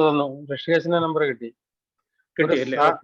സാരംഗിന്റെ നമ്പർ കിട്ടി. സാരംഗ് സംസാരിച്ചിട്ടില്ല. ഫർഹാൻ അല്ലേ? ഫർഹാൻ. ഞാൻ ഒരു കാര്യം പറയാം. ഞങ്ങള് ഒരു ടോക്കുകൾ എന്ന് പറയുന്ന ആൾട്ടർനേറ്റീവ് സൺഡേസിൽ മാത്രം നടത്തുകയാണെങ്കിൽ എല്ലാ ചൊവ്വാഴ്ചയും 9 മുതൽ 11 മണി വരെ രാത്രി ചർച്ച ചെയ്യാറ്. നമ്മൾ വായനശാലയിൽ ഇരുന്ന് ചർച്ച ചെയ്തത് ശാസ്ത്രം. അപ്പോൾ അർജുനോ ഋഷികേശിനോ ഫർഹാനോ ആർക്ക് വേണിച്ച് ജോയിൻ ചെയ്യാം. അതേ ലിങ്കിൽ തന്നെയാണ് ഇത്. ഇതേപോലെ ചെറിയ ഒരു 10 മിനിറ്റ് ഒരു ടോപ്പിക്കിനോട് സംസാരിച്ചിട്ടുണ്ട്. പിന്നെ നമ്മളതിനെപ്പറ്റി എല്ലാവരും കൂടെ രസകരമായിട്ടുള്ള അറിവ് എന്താ പറയാ പങ്കുവെക്കുന്നത് എല്ലാ ചൊവ്വാഴ്ച. അത് വളരെ ഇൻഫോർമലാണ്. 10-12 പേരെ ഉണ്ടാവുള്ളൂ. പ്രോഗ്രാമായിട്ട് കാണണ്ടെങ്കിൽ അർജുനും അതെ ഈ ഒരു ടോക്ക് നടത്തിയെന്നുള്ളത് വളരെ സന്തോഷം. പക്ഷെ നമ്മളൊപ്പമുള്ള യാത്ര തുടരുക. ഈ കൃഷ്ണകുട്ടി സാറിന് വരണം എന്നാണ് ഞാൻ പറയുന്നത്. സോറി സർ, ലേറ്റ് നൈറ്റ് ഞാൻ ഒഴിവാക്കാണ്. ഇപ്പം അത് കുഴപ്പമില്ല, അല്ല സൗകര്യം പോലെ. അതെ അതെ, കുട്ടികളെ പിന്നെ ഈ കുട്ടികളൊക്കെ വരട്ടെ, അവര് വളർന്നു വരണം. കാരണം ഋഷിയേശൊക്കെ ഇപ്പൊ 5ാം ക്ലാസ്സിലോ 6ാം ക്ലാസ്സിലോ 6ാം പഠിക്കുന്ന. ക്ലാസ്സിലായിട്ടുള്ളൂ. അതെ, ഋഷികേശ്, ഋഷികേശിനൊക്കെ അതെ, അതെ. ഞങ്ങളുടെ ഒരു ഗ്രൂപ്പ് ഉണ്ട്, വാട്സപ്പ് ഗ്രൂപ്പ്, സയൻസ് പീപ്പിൾ എന്നുള്ളത്. അതിൽ നിങ്ങൾ നമ്പർ ചേർക്കും. അതിൽ എല്ലാ ദിവസവും വൈകുന്നേരം ആ ലിങ്ക്, മീറ്റിംഗിന്റെ ലിങ്ക് ഷെയർ ചെയ്യും. അത് സെയിം ലിങ്കാണ്. എന്നാലും അന്ന് ചൊവ്വാഴ്ചകളിൽ നിങ്ങളുടെ പഠന സമയം ബാക്കിയുള്ള എല്ലാ തിരക്കും മാറ്റി വെച്ചിട്ട് 1.5 മണിക്കൂർ ഇരിക്കണം എന്നൊന്നുമില്ല. ഒരു അരമണിക്കൂറിൽ സംസാരിച്ചാലും മതി. ചൊവ്വാഴ്ച ഞങ്ങളൊരു 9:30 മുതൽ 11 മണി വരെ പുതിയ ഞങ്ങളെ സ്പീക്കേഴ്സ് വരും. പുതിയ PhD ചെയ്യുന്ന സ്റ്റുഡൻസ് ആവാം, ചിലപ്പം ഒരു അക്കാഡമീഷ്യൻസ് ആവാം. അവരൊക്കെ വന്ന് സംസാരിക്കും. സർ 9:30 ആണ് അല്ലേ? 9:30 11 മണി വരെയാണ്. പക്ഷെ അപ്പൊ അങ്ങേക്ക് 15 മിനിറ്റ് ഇരിക്കാൻ പറ്റുള്ളൂ. കുറച്ചു നേരം ഒരു കുഴപ്പമില്ല. സന്തോഷം. എനിക്കത് ഞാനൊരു ഓഡിയൻസിന്റെ കൂട്ടത്തിൽ ഒരാളായിട്ട് ഇരുന്ന് അറിവ് സമ്പാദിക്കുക. എന്തെങ്കിലും ചോദിക്കാനുണ്ടോ? എന്തെങ്കിലും ആകെ ഒരു ദുഃഖമേ ഉള്ളൂ, നമുക്കത് ലൈവായിട്ട് യൂട്യൂബിലോ ഫേസ്ബുക്കിലോ കൊടുക്കാൻ പറ്റില്ല. പക്ഷെ ഞങ്ങള് കഴിഞ്ഞ വേഗം അത് അപ്ലോഡ് ചെയ്യുന്നതാണ്. ഞങ്ങളുടെ ചാനലുണ്ട്, യൂട്യൂബ് ചാനലിൽ, ഫേസ്ബുക്ക് പേജിൽ ഇത് അപ്ലോഡ് ചെയ്യും. ഈ ടോക്ക് നമുക്ക് ഔദ്യോഗികമായിട്ട് ഇത് ആരും ചോദ്യങ്ങൾ ചോദിക്കാനുണ്ടെങ്കിൽ റെക്കോർഡിംഗ് നിർത്താം. ഞാനിത് കുറച്ച് താങ്ക്സ് പറഞ്ഞു നിർത്താം. നല്ല നമുക്ക് ആർക്കെങ്കിലും ചർച്ചകൾ കണ്ടിന്യൂ ചെയ്യണമെന്നുണ്ടെങ്കിൽ സാറിന്റെ ബാക്കിലാണ് ചർച്ച.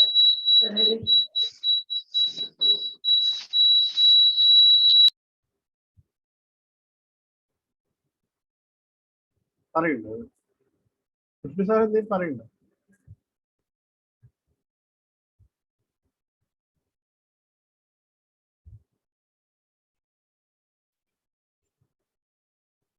Yes, sir. Yeah. Thank you.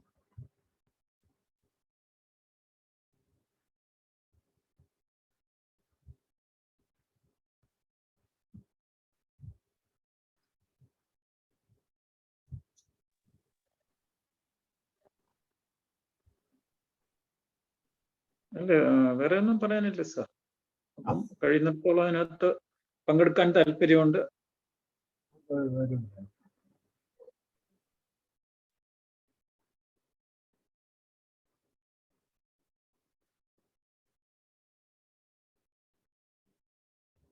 നമുക്ക് ക്ലോസ് ചെയ്യാം.